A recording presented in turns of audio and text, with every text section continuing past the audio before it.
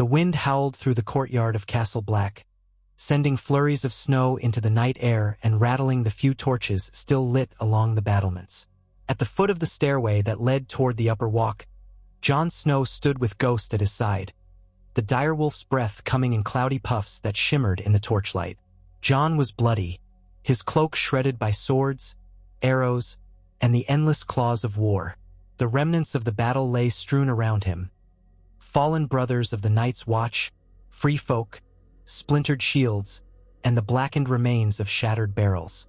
Bodies were piled near the gate, lumps of colorless forms, another testament to the steep price that had been paid in defense of the realm.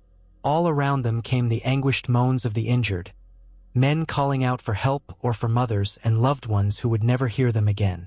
The wooden palisades still smoked from the fires that had raged when the wildlings, led by Tormund giants Bane and Ygritte, had attacked from the southern side.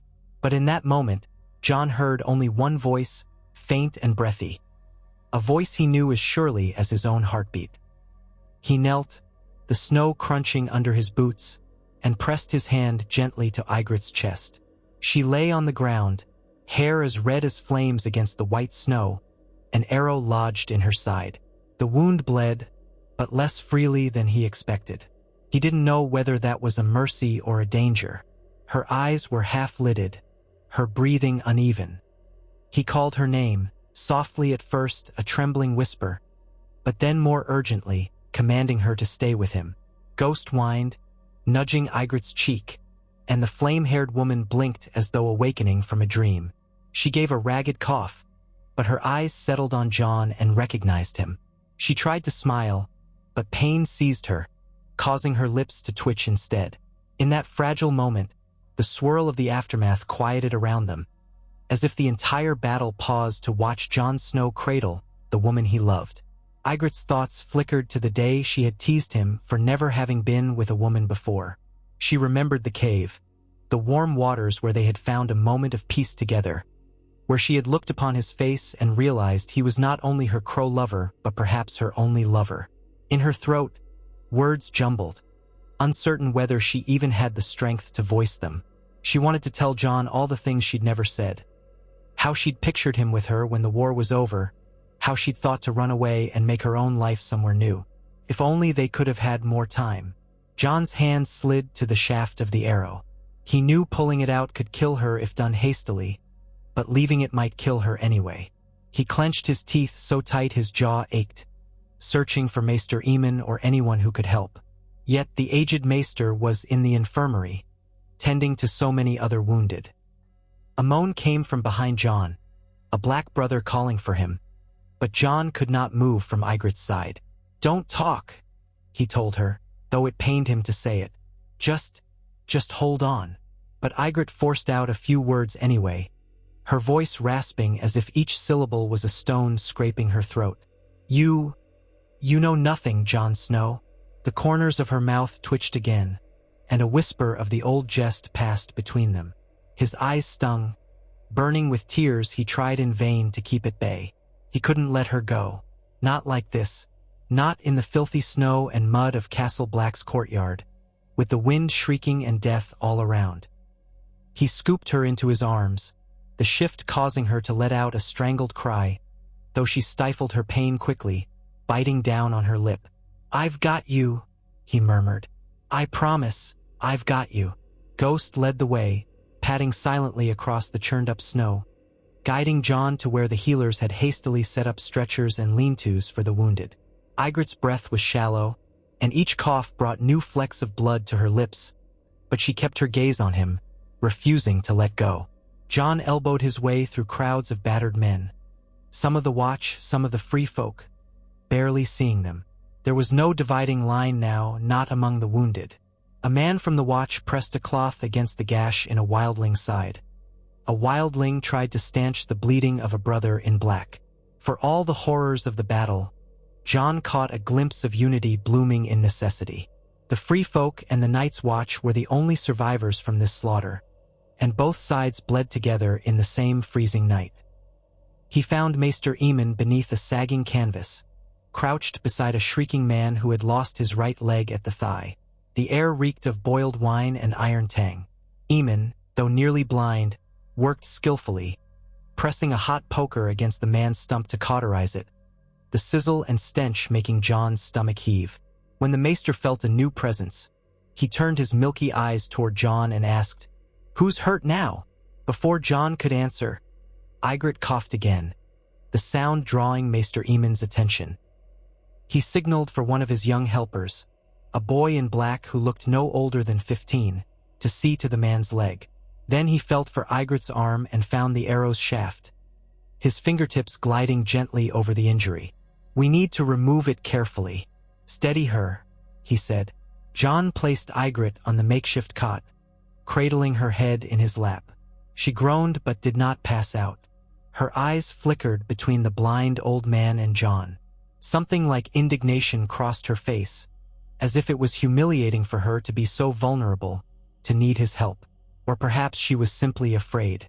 A hiss escaped her when Maester Aemon cut away the ragged bits of her furs and used a short, slender knife to probe the wound. Jon wanted to look away, but he forced himself to watch and to bear witness. The arrow had penetrated deep, close to her ribs. Maester Aemon worked slowly, letting the blood run out of the wound into a shallow bowl. Ygritte's breathing turned even more ragged, but she clenched her fists, refusing to cry out. Jon whispered words of encouragement, pressing a trembling kiss to her brow. With gentle prodding, the arrow was extracted, and Ygritte's face paled, a sheen of sweat breaking out over her forehead. Yet she clung to consciousness. Maester Aemon swiftly stitched the puncture, binding her ribs with linen strips soaked in the pungent ointment that served to ward off infection. "She must rest," the maester said, his tone grave but not wholly hopeless. "Let us pray to the gods, whichever gods you hold, to spare her. The wound is dire and she will lose blood still. Keep her warm and still." And so, in the hectic aftermath of the battle, Jon Snow hovered by Ygritte's side. He slipped out only when he absolutely had to, when Tormund Giantsbane was captured, when the surviving Watch brothers turned to Jon for direction in those panicked hours before dawn, when the men from east of the wall turned themselves in or demanded to see if their leaders still lived. But he returned to Ygritte at every chance, always checking her fever, making sure she sipped weak broth, ensuring that Ghost was curled protectively at her feet. She clung to life in those first days, her will as unyielding as the granite that rose in the mountains beyond the wall. She drifted in and out of fever dreams, sometimes murmuring half-intelligible recollections of her childhood, sometimes flailing with nightmares of ice spiders and white walkers. Once, she jolted awake, calling for Jon in a trembling voice. He was there, pressing her hand to his chest, reminding her she was alive. Ygritte let her eyes drift over the men of the Night's Watch who were likewise recovering, seeing among their number a few who had once fought her people in savage ambushes. Some scowled at her presence, but in their weary, half-dead states, no one mustered much hostility. She saw free folk, too, scattered, uncertain, their leaders captured or killed, with none left to direct them. In the gloom of that cold spring, Jon Snow and Ygritte found themselves at a crossroads. Mance Rayder, who had once united the clans, was no longer a threat. Stannis Baratheon arrived soon after, bringing an army that cast a new shadow over the fate of the wildlings. The old boundaries had broken, but new ones threatened to rise. Yet Ygritte's healing gave Jon a sense of hope. Each day, her color returned, her fever abated, and she would shuffle a few steps between the cots, leaning on Jon for support. The day she walked unaided for more than a few minutes, she forced a grin and quipped, "Told you I'd not die so easy, you black-blooded crow." When she was strong enough to leave the damp, stifling infirmary, she emerged into the courtyard, wrapped in a borrowed fur cloak, one of the Night's Watch spares, and squinted against the mild daylight. Ghost bounded around her happily, wagging his pale tail, while Jon hovered close, ready to catch her if her knees gave out. She tested the air, inhaling deeply, as though reacquainting herself with the living world. Then she turned to Jon, her expression unreadable. "You saved me," she said quietly. "Could have left me to die, but you didn't." Jon hesitated, uncertain how to respond. In the silence, the wind carried the echoes of old resentments. She was a free folk warrior, he was a brother of the Night's Watch, though in truth he was so much more. He was Ned Stark's son and also Rhaegar Targaryen's unknown heir, though even Jon himself did not fully grasp that hidden truth. At that moment, he was a man with a battered heart, and she was the woman who held it. "I couldn't," he said at last. "I couldn't lose you." She cast her eyes to the ground, as if embarrassed by his sincerity. Free folk were taught to take what they wanted and to give only what they must, but Ygritte had already broken that rule for Jon. She had loved him, risked everything, and nearly died in the process. In the hush that followed, they both understood there was no going back to how things used to be. Days bled into weeks as Castle Black struggled to recover. The arrival of Stannis and his Red Woman had brought new demands. Bend the knee, acknowledge the Southern King, or face his wrath. Jon found himself placed in a precarious position, as the Watch needed the King's assistance to defend the wall, yet the wildlings, thousands of them, feared nothing more than being forced under a kneeling custom they had never practiced. Jon wanted to save his brothers. He also wanted to protect Ygritte's people, who were also now his people in a strange, entangled way. Once Ygritte was well enough, she insisted on speaking to Tormund Giantsbane. Jon arranged it, though Tormund was a captive. The guards allowed Jon a measure of trust to facilitate a conversation. Ygritte found the bearded leader in chains, though he was treated fairly. Tormund had been battered in the battle, his arm wrapped in a thick splint. Even so, he let out a hearty guffaw when he saw Ygritte walk in under her own power. "Look at you, little spear wife," Tormund said, though his relief was evident in his eyes. "Survived a crow's arrow, did you?" Jon felt a pang of guilt at the mention of arrows. They had come from every direction. He still wasn't sure whose arrow had taken Ygritte down, but it hardly mattered. The blame was spread among them all. Ygritte's shoulders set in that stubborn way Jon knew so well. But I'll need your help to do more than survive. The King in the South wants us all to kneel, Tormund. We have to figure how we'll keep our freedom." Tormund cast a sidelong glance at Jon. "And you trust this crow to keep us free? He's wearing black, and he's sworn to the wall." Ygritte's gaze slipped to Jon, a tiny flicker of a smile dancing across her mouth. "He saved me," she said simply, which was her entire argument. Then she met Tormund's stare again. "Maybe a crow can be more than what he was born to be." Tormund gave an appraising snort. "If Mance was here, he'd scold you for that. But Mance ain't here." He lowered his voice. "In the end, it's about survival. If the King from the South is who you say he is, maybe we can find a way to keep our ways. We just need a voice that can talk sense to him." Jon stepped forward. "I'll talk to him, but it will not be simple. He demands loyalty in exchange for letting you cross. The walkers are coming, and he knows we can't hold the wall alone." Ygritte's lips tightened. She remembered the whites in the Frostfangs, the stories Mance had told of the dead that wouldn't rest. "We do this for survival," she said, though her tone was clearly reluctant. "But we won't be kneeling. My people, our people, won't do that." Tormund raised his good hand. "That's as it should be. No kneeling, not to him nor any southern lord." Jon breathed slowly. In his mind's eye, he could see the tension that would fill the courtyard, the precarious negotiations. Stannis expected a show of fealty. Tormund would never kneel. How could Jon possibly merge these two worlds without bloodshed anew? Yet he resolved to try, for the sake of everyone, for the sake of Ygritte. He spoke to King Stannis in the chill of the morning, meeting him near the newly cleared courtyard. Stannis wore furs over his black and gold attire, the fiery heart of the Lord of Light emblazoned on his breast. Beside him stood the Red Woman, Melisandre, her eyes like embers. Davos Seaworth hovered behind, a grim expression on his face, though he seemed more sympathetic to Jon's plight than Stannis did. Jon explained that the Free Folk would not kneel but would fight alongside the Watch if guaranteed safe passage south. They would accept certain terms, no raiding, no pillaging of the northern lands, if they could settle in areas where the land was harsh, but unclaimed by the southern lords. Stannis's mouth twisted. His voice, as cold as the wind, carried impatience. "They are my subjects if they live within my kingdom," he declared. "They must honor me as their king." Jon braced himself. "They do not see themselves as anyone's subjects. They bend the knee to no one, but they can be your allies. They can help defend the north from the coming threat. There will be tens of thousands if they unite under Tormund Giantsbane, if he's allowed to unite them." Melisandre's red robe swayed as she stepped forward, her gaze flicking over Jon with unsettling interest.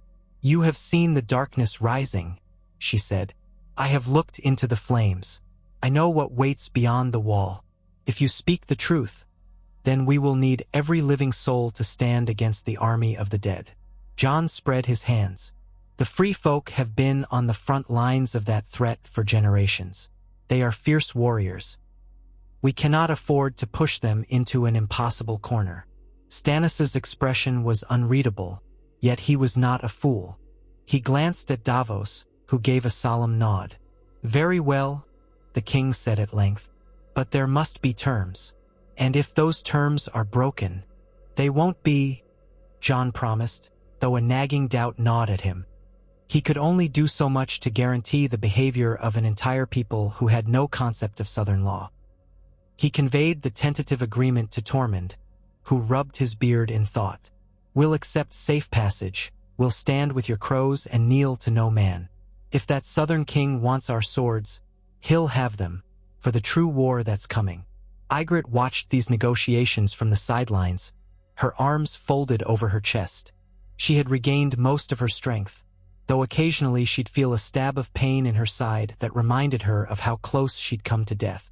Yet she said nothing, trusting Jon to speak in good faith for both the Night's Watch and the Free Folk. Somewhere in her eyes, though, a question burned. Could there be a future in which both her people and Jon's found harmony? Could she and Jon share a life outside the constant fear of betrayal and war? In the uneasy peace that followed, lines began to blur. Stannis stayed at Castle Black, planning his next move against Roose Bolton, who had taken Winterfell. The remaining wildlings, under Tormund's watchful eye, resettled in areas south of the wall, under strict guidelines that they would not raid. The Night's Watch offered them small portions of supplies, whatever they could spare, and for a time an unspoken truce held. Ygritte, still weak but determined, ventured beyond the walls of Castle Black to check on her people in their new encampments. She saw families huddled in tents, cooking what little they had, children playing in the snow near black brothers who stood guard. She saw scowls and suspicious glances from both sides, but she also saw mothers who had lost children to the cold, being comforted by women of the Watch's stewards. She saw, for the first time in her life, the possibility that her people might not always have to scavenge and flee. Jon accompanied her whenever he could, and it was in those quiet journeys that they rediscovered something of the bond they had shared in the cave. No longer separated by battle lines, they walked side by side, speaking quietly about the future. At times, Ygritte teased him, calling him a crow in the old mocking way, but with a warmth behind it that he had come to crave. One evening, as they sat around a small fire outside the walls, under the shimmering tapestry of stars, Ygritte asked, "What happens when this is all done? When the Southern King fights his war, and the dead come, and we fight them too? What then, Jon Snow?" Jon glanced at her, the firelight dancing across the plains of his face. He thought of how he had once wanted nothing more than to be a sworn brother, to prove himself worthy of his father's name. But that father was gone, and the North was in turmoil, ravaged by lords who cared little for the greater threat. The old certainties were gone with him. "I don't know," he admitted, "but maybe we can find a new way. Maybe we can rebuild something that keeps the free folk free but also gives them the safety they never had beyond the wall." She studied him, her russet eyes intense. "And where do you fit in that future, if it comes?" He reached for her hand. The memory of the cave was so fresh, the hot springs, her hair unbound like living fire. "If you'll have me, I'll be right here with you. But I'm bound by the Night's Watch at least. That's what my vow says." Ygritte let out a soft, humorless laugh. "You and your vows." She had once teased him that he knew nothing, but now she understood that he'd lived his life under the weight of them. "I don't want to tear you away from who you are, Jon, but I don't want you locked away from me either," he answered without fully thinking, though the words had been on his heart for months. The Night's Watch vow was to protect the realms of men. That's all of us. Maybe this is how I fulfill my vow, by uniting us, not keeping us apart. A breeze ruffled Ygritte's hair, sending a few strands dancing around her cheeks. She closed her eyes, let the wind kiss her face, and said, "We'll see if you can keep that promise, Jon Snow." In the months that followed, events in the north spiraled faster than anyone had anticipated. Stannis marched on Winterfell, seeking to wrest it from the Boltons. Jon, as Lord Commander of the Night's Watch, found himself forced to stand neutral in that war, at least in an official capacity. But he couldn't ignore the precarious state of the thousands of free folk who hovered near the wall. If Stannis fell, would the Boltons come for them next? If the Boltons fell, would the new rulers be any more welcoming? Meanwhile, the White Walkers lurked beyond the call. Deep forests and frozen wastes. Reports trickled in of entire villages rising from the dead, whites prowling at the edges of the haunted forest. Tormund insisted they move more free folk south to keep them safe. Jon concurred, though some of the Night's Watch opposed the plan vehemently. A faction among them refused to see the wildlings as anything but mortal enemies. Tensions rose within Castle Black, stoked by fear and mistrust. It was during this fractious time that Ygritte and Jon found themselves clinging to each other more fiercely. Their love had been tested by war, by old loyalties, by near death, but it burned all the brighter for having survived. In the dark corridors of Castle Black, beneath the disapproving stares of certain sworn brothers, they often spoke in hushed whispers, pressing their foreheads together. "If you were a crow still," Ygritte would say, "we'd have to hide in shadows. But you're something else now, something bigger. These crows call you Lord Commander, but you're not entirely one of them. And you're not entirely free folk either. But you're mine, and I'm yours.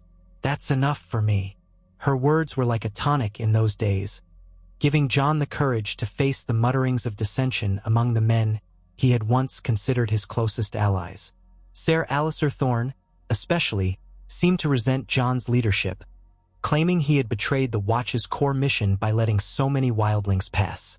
Jon bore the scorn as best he could, believing wholeheartedly that this was the only path forward. He clung to Ygritte's conviction that they belonged together, forging a new direction for all their people. It was not merely personal, for in their union Jon saw a symbol of unity. If a wildling spearwife and the Lord Commander of the Night's Watch could love each other, then perhaps the rest of the realm could learn to at least tolerate each other long enough to defeat the true enemy. Their love became a quiet but unwavering statement. The lines of old were not unbreakable. Word reached Castle Black that Stannis' campaign had stalled amid snows and storms. Winterfell stood firm, and the Bolton banners still flew. The Queen's men, those devout to Lawler, offered repeated prayers for victory, but no immediate victory came. Davos Seaworth visited Jon at Castle Black, confiding that the king's supplies were dwindling. The men were starving, freezing in the endless winter nights. Jon, who knew intimately how severe the north could be, could offer only modest aid. But Ygritte, hearing of the predicament, approached Tormund with a bold idea. Gather a band of free folk to harry the Bolton supply lines, to test the castle's defenses. If the wildlings could do that, they might tilt the odds in Stannis' favor enough to break the siege or at least weaken the Boltons. Tormund, scarred but unbowed, relished the opportunity for a fight. Jon wrestled with the notion. He worried that it might be too risky, that the Boltons, famed for their brutality, would exact a vicious toll on captured wildlings. But Ygritte argued that they had little choice. If the Boltons prevailed, they would one day march on the free folk enclaves. It was better to strike first, to prove their worth in the eyes of the Southern King who had at least somewhat accepted them. And so, with Jon's cautious blessing, Ygritte and Tormund led a small force, men and women skilled in skirmishes, in moving swiftly through snow and forest, to disrupt the Bolton lines. Jon refused to remain behind entirely, though his presence at Castle Black was critical. He insisted on riding at least part of the way with them to ensure they had what they needed. Their parting, when it came, was tense. Ygritte teased him about being too protective, but in her eyes, Jon saw fear. They both understood she might not return. War rarely allowed second chances, and she had already used hers. Yet she kissed him fiercely before mounting her shaggy northern horse, tightening the grip on her bow with her recovered arm. "Keep yourself in one piece, Jon Snow," she breathed against his cheek. "Else I'll have your head for leaving me alone." He closed his eyes as their foreheads touched, letting the warmth of her breath linger. "I promise." For days, Jon heard nothing of Ygritte or the mission. He carried out his duties, overseeing more arrivals of free folk, negotiating additional supplies with the king's men. Though the nights were bitterly cold, he often found himself alone in his chambers, thinking of Ygritte. He remembered the curve of her smile, the crackling sparks in her eyes, the stubborn ferocity in her voice when she told him he knew nothing. He dreamt of her, awake or asleep, longing for her safe return. Finally, after what felt like an eternity, word arrived via a scout. Ygritte's band had succeeded in ambushing a Bolton foraging party, capturing some supplies and scattering the rest. They had lost a few warriors in the fray, but Tormund's group was still active, planning more raids. Rumors spread that Stannis might have seized the advantage, though his victory was by no means assured. The Winterfell campaign continued, eventually culminating in a savage confrontation outside the castle walls. News came in scattered fragments, but eventually, it was said that the Bolton soldiers had turned on one another when their leader, Ramsay Bolton, was found dead. Some claimed by Stannis' own hand, others whispered of treachery from within.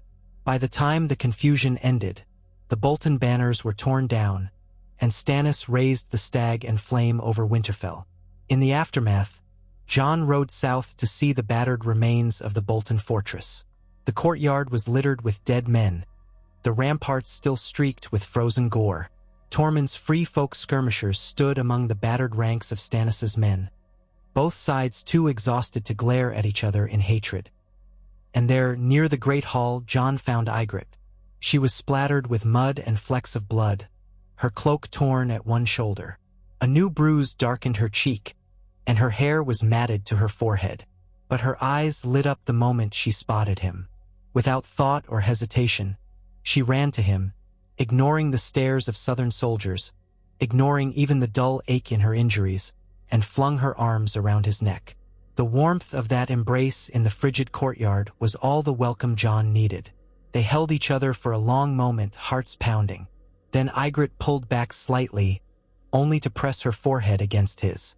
It felt like a renewal of the vow they had never spoken, binding them in a love as fierce as the northern winds. Jon saw in her eyes a question that had lingered for too long, an unspoken plea. Let's not let the world tear us apart again. Stannis, triumphant but hardly jubilant, reorganized Winterfell.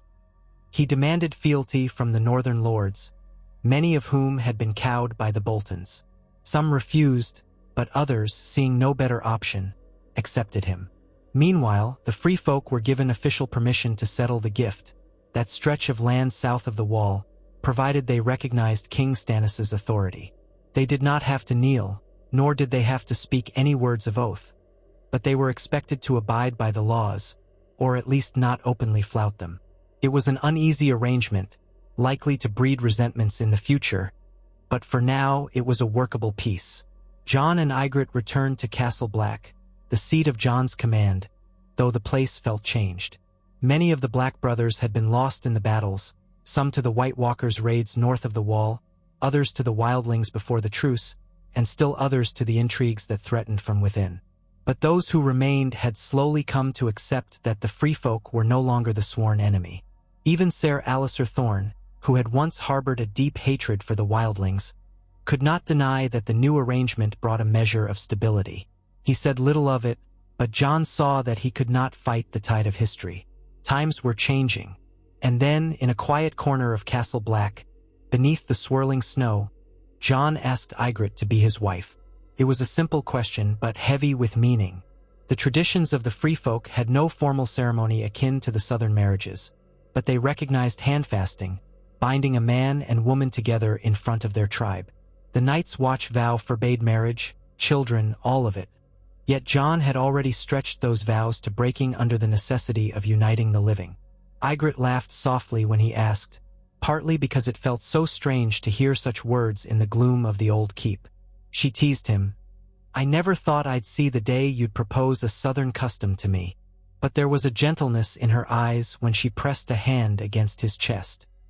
"Do you want a fancy wedding, Crow? Do you want me in some pretty gown of white, bowing and curtsying?" Jon met her gaze earnestly. "I want whatever will show our people, both our peoples, that we stand together. And if that means a southern ceremony or a free folk handfasting, or both at once, so be it. He paused, gathering his courage. "I love you, and I want the world to know." She was silent for a moment, swallowing a lump in her throat. "A spear wife doesn't belong to a man," she said, repeating an old wildling adage. "But maybe I can belong with a man, and that man is you. I'll stand with you, Jon Snow." They chose to hold the ceremony inside Castle Black's courtyard, though it was hardly an ideal location for a wedding. The stones were still blackened with soot from the battle, and the wind sliced through the cracks in the walls.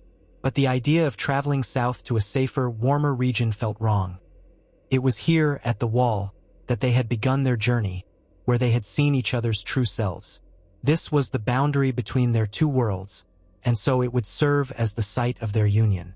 Maester Aemon, frail and nearly blind, insisted on presiding in what capacity he could. He had once performed blessings of the Seven, but he respected that Ygritte and the free folk wanted none of the southern gods. Instead, he offered a simple invocation that spoke of unity and the ties that bind men and women in the face of darkness. Tormund served as Ygritte's representative from the free folk, though he grumbled about not being able to fill the wedding horns with proper mead. Jon had Davos Seaworth stand by him, for Davos had become a friend and confidant, a man of honor who understood the sacrifices needed to secure peace. Stannis observed from a distance, his face inscrutable, but he did not object. Some of the Black brothers watched uneasily, though they kept their tongues.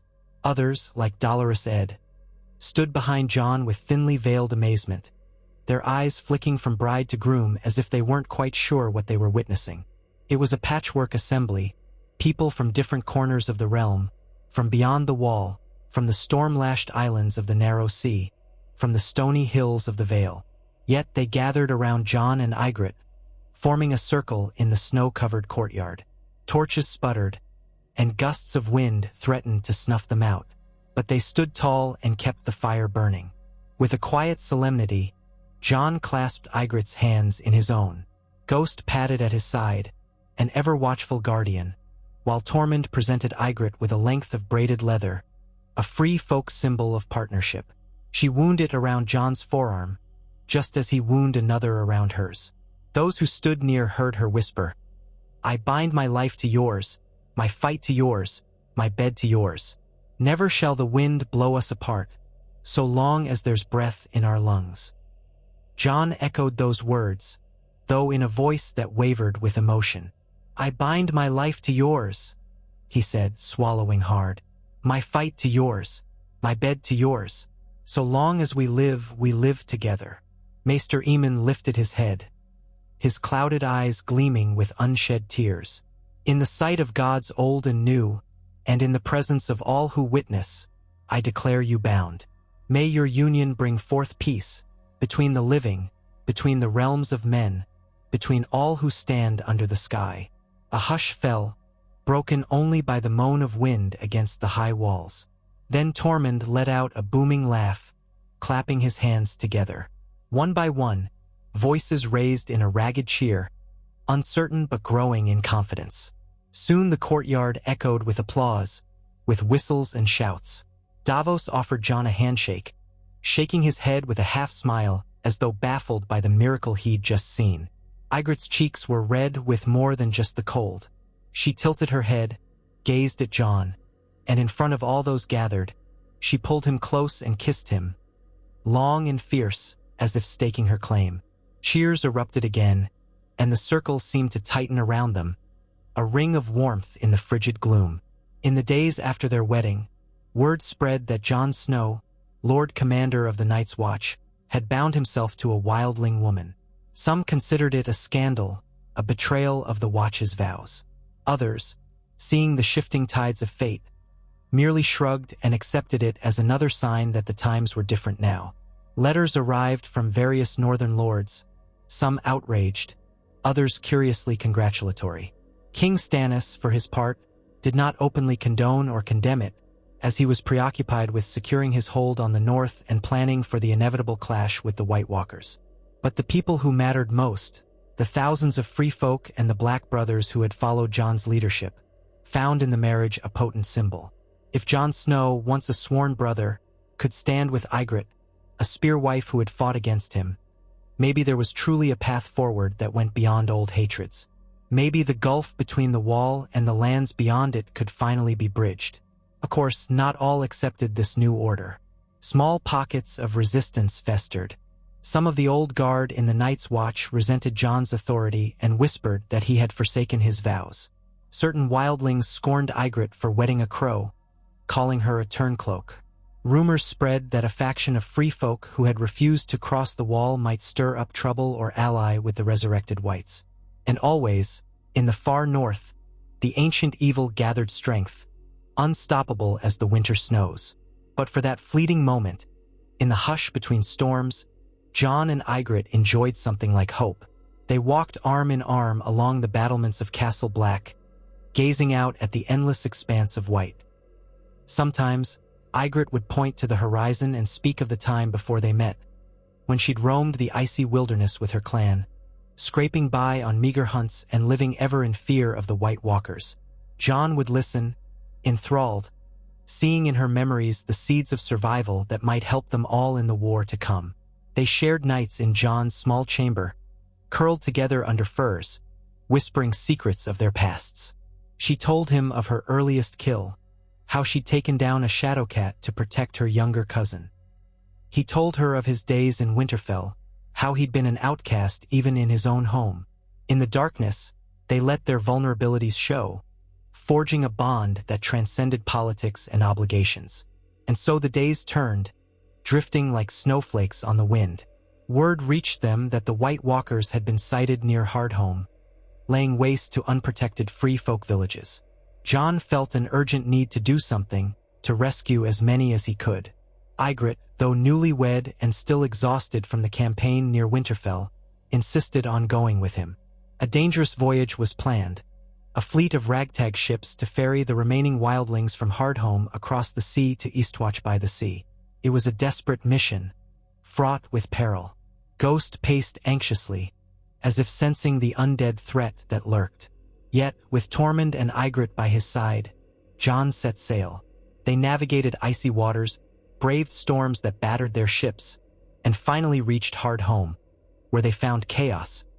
Bodies littered the shore, and the terrified survivors clamored for rescue. In a grim testament to their vow, Jon and Ygritte fought side by side as the Night King's hordes descended from the cliffs above. The whites came in waves, skeletal figures with eyes of cold fire, and the living scrambled to board the vessels. Ygritte's bow sang, arrows piercing undead forms with deadly precision, while Jon wielded Longclaw, the Valyrian steel blade that cut through the dead like a shadow of moonlight. Together, they held the line to buy time for the refugees to board. Tormund's roars echoed across the shingle as he crushed the undead with his mighty hammer. The wind carried the stench of decay, and the sky churned with dark clouds that spat needle-like hail. Through it all, Jon and Ygritte's eyes found each other, tethering them in the swirling madness. They saved who they could, though it was never enough. As their ships pulled away, the whites lined the shore in eerie silence, and amidst them stood the Night King, his cold gaze reflecting across the water. Many hearts quailed at that sight, but Jon and Ygritte stood on the deck, breathless and sweating, refusing to look away from that white, leering face. The White Walkers had grown stronger, more brazen. The realm had only a small window to prepare for the inevitable war. But as they sailed south, hearts pounding, the refugees they carried, wildlings of many clans, clung to life and a flicker of hope. Once again, Jon had proven that the living must unite or die. Back at Eastwatch, the battered survivors disembarked, many half-frozen or wounded, all traumatized. Ygritte helped them ashore, speaking to them in their own dialects, reassuring them that they would find shelter. The Black brothers at Eastwatch bustled about, providing what meager rations they could. Another piece of the puzzle had been fitted, more wildlings saved, but the White Walkers loomed closer. Jon and Ygritte returned to Castle Black soon after, to regroup and plan the next steps. The real war was coming fast, unstoppable as a glacier. Many believed that the combined forces of Stannis, the Northern Lords, the Free Folk, and the Night's Watch might still not be enough. Legends of the children of the forest, of dragons in the south, of ancient prophecies circulated among the ranks. Some pinned their hopes on the Red Woman's god, others on rumors of a Targaryen queen overseas with living dragons. All the while, the winter nights grew longer, colder, filled with rumors of atrocities in the darkness. Yet in the face of that encroaching doom, Jon and Ygritte's bond only intensified. She was no longer simply a spear wife, nor he merely a black-cloaked bastard. Together they embodied something new, a promise that the living, whether from south or north of the wall, could stand together, fight together, build a future together. It was late one night, as they huddled in the warmth of the common hall, sharing stew with Tormund and a few others, that one of the Free Folk women timidly approached, cradling a small child. She asked Ygritte if the men of the south would truly protect them from the dead. The woman's voice shook with terror. She had lost her husband at Hardhome. Ygritte set her bowl aside and took the woman's hand. She said, "will fight the dead, because they'll kill us all if we don't. Southern or Free Folk, it won't matter to them. You saw what happened at Hardhome. The only way we live is if we stand together." Jon noticed the quiet conviction in her voice, how she had shifted from being a lone wolf to someone who spoke for an entire people. He felt a surge of pride mingled with sadness, for the burden was so immense, and she bore it willingly. It mirrored what he felt as Lord Commander, the weight of many lives pressing down on him. But they shared that burden now. As winter continued to tighten its icy grip, the higher-level talks began anew. Winterfell was nominally secure under Stannis, but the north was far from pacified. Some loyalist lords opposed his reign and whispered that the true king in the north might be a Stark. Others pinned their hopes on Rickon Stark or even Sansa Stark, rumored to be alive and hidden. The identity of Jon's true parentage remained locked in the distant past, unknown to even him. All he had was the name Snow and a tenuous claim to the seat of the Watch. Yet in the hearts of many, Jon Snow had become something of a legend, a man who walked both sides of the wall and carried the trust of each. Whispers spread that if ever the North needed a king again, it might look to Jon Snow, no matter what the official genealogy said. He had proven that he would fight for them. He had proven that he cared about the lives of the least, from a wildling child to a black brother lying wounded in the snow. The rumors did not escape Ygritte's ears. One day, she found Jon alone in the Old Solar, pacing as he read dispatches from across the north. Ravens had brought news of skirmishes with reanimated corpses near Last Hearth, urgent calls for help. As he set aside the parchments, he noticed her watching him with an intense expression. "What is it?" he asked. She stepped closer, her calloused hand brushing his cheek. "They say you might be king in the north one day, that you have the blood of Ned Stark in your veins. Some say you have the blood of some dragon prince. What if it's true? What if one day you're no longer Lord Commander, but something else?" Jon felt his heart twist. He had never asked for a crown. He had never wanted it. But he thought of the vow he had made to protect all people, to guard the realms of men. A new sense of duty stirred. If that was what was needed to unite them against the darkness, could he refuse? He exhaled softly. "I don't know if I believe any of that. And even if it were true, I'm sworn. My father, my foster father, raised me to serve." Ygritte's eyes narrowed. "That's a crow's vow speaking. But you're more than a crow now. If they look to you as a king, if they need that to keep them together, would you say no?" Jon hesitated. I would do what's right for the North, for our people. That's all I can say." She studied him a moment longer, then gave a short nod. "That's all I need to hear, Jon Snow." She stood on her toes, kissed him lightly. "And if you ever do end up sitting in some fancy chair, I suppose I'll have to sit beside you, or stand, whichever is our way." He smiled wryly at that thought, imagining Ygritte in a queen's garments, which she would promptly tear off to lace up her hunting leathers. It was absurd, but in this new world, everything seemed absurd, and yet no more absurd than the notion of a wildling and a black brother sharing a bed, forging an alliance, marrying in a courtyard drenched with old blood. More moons passed. The White Walkers crept ever closer. Stannis, battered but unbroken, called banners to muster. The free folk armed themselves as best they could with the Watch's help. Blacksmiths toiled day and night, forging dragonglass-dipped spears and arrowheads, for Samwell Tarly had uncovered the truth that dragonglass could harm the walkers. Every day, new obstacles arose, but the living persevered. It was around this time that Jon, with Ygritte at his side, stood before the gathered leadership, the Black brothers who remained loyal, Stannis's northern bannermen, Tormund and the other free folk chieftains. The meeting took place in the great hall of Winterfell, newly reclaimed and still stinking of old battles. Jon presented a bold proposal. A kingdom not just for the North, but for all free men and women who dared to stand against the night. A kingdom that recognized no boundary at the wall, that welcomed both the Watchers in Black and the spearwives from the mountains, the half-starved farmers, the exiled knights, the orphans of war. He spoke with a steady voice, though his heart pounded. "The storms have grown darker. We have one enemy now, the White Walkers. If we remain divided, free folk, Northerners, Southerners, we will lose. But if we unite all under one banner, if we tear down the walls that have kept us apart, we stand a chance. The living must come together." Murmurs swept the hall. Some balked at the idea of erasing the wall's significance, the centuries-old border. Others questioned how the free folk would obey a king they never bent the knee to. But Tormund rose in support, gruff and blunt. "Mance united us before. Now Mance is gone, so we do it ourselves. If we follow the crow who became one of us, who else better to lead?" Ygritte made no formal speech, but she stood by Jon's side, her presence alone. Flame-haired, proud, once an enemy, said more than words ever could. She was proof that ties could be forged across the chasm of old hatreds. Stannis studied Jon with a calculating stare, hands clasped behind his back. His jaw set in that hard line that spoke of his unyielding nature. Finally, he spoke. "If you claim the North, if you claim this new kingdom, would it stand as an ally to the Iron Throne?"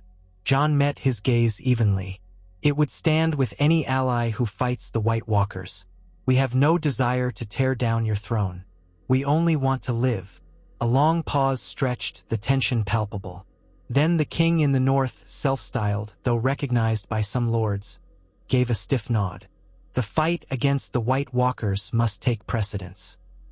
I will not deny you your chance to unite the free folk and the north, but I will expect that unity to stand with me when the time comes to march south, or if the realm requires it." Jon inclined his head. He had no quarrel with the southern throne, though he held no special love for it, either. All that mattered was the war at hand, the monstrous threat that overshadowed them. The plan gained traction, tentative, uncertain, but unstoppable. Preparations began for what some were already calling the Kingdom of the North and Free Folk, a realm that stretched from the neck to the frozen wastelands, bridging the wall in spirit if not fully dismantling it. The old fortifications would remain, for they might still serve in the coming war, but the idea that they were an impenetrable border would be scrapped.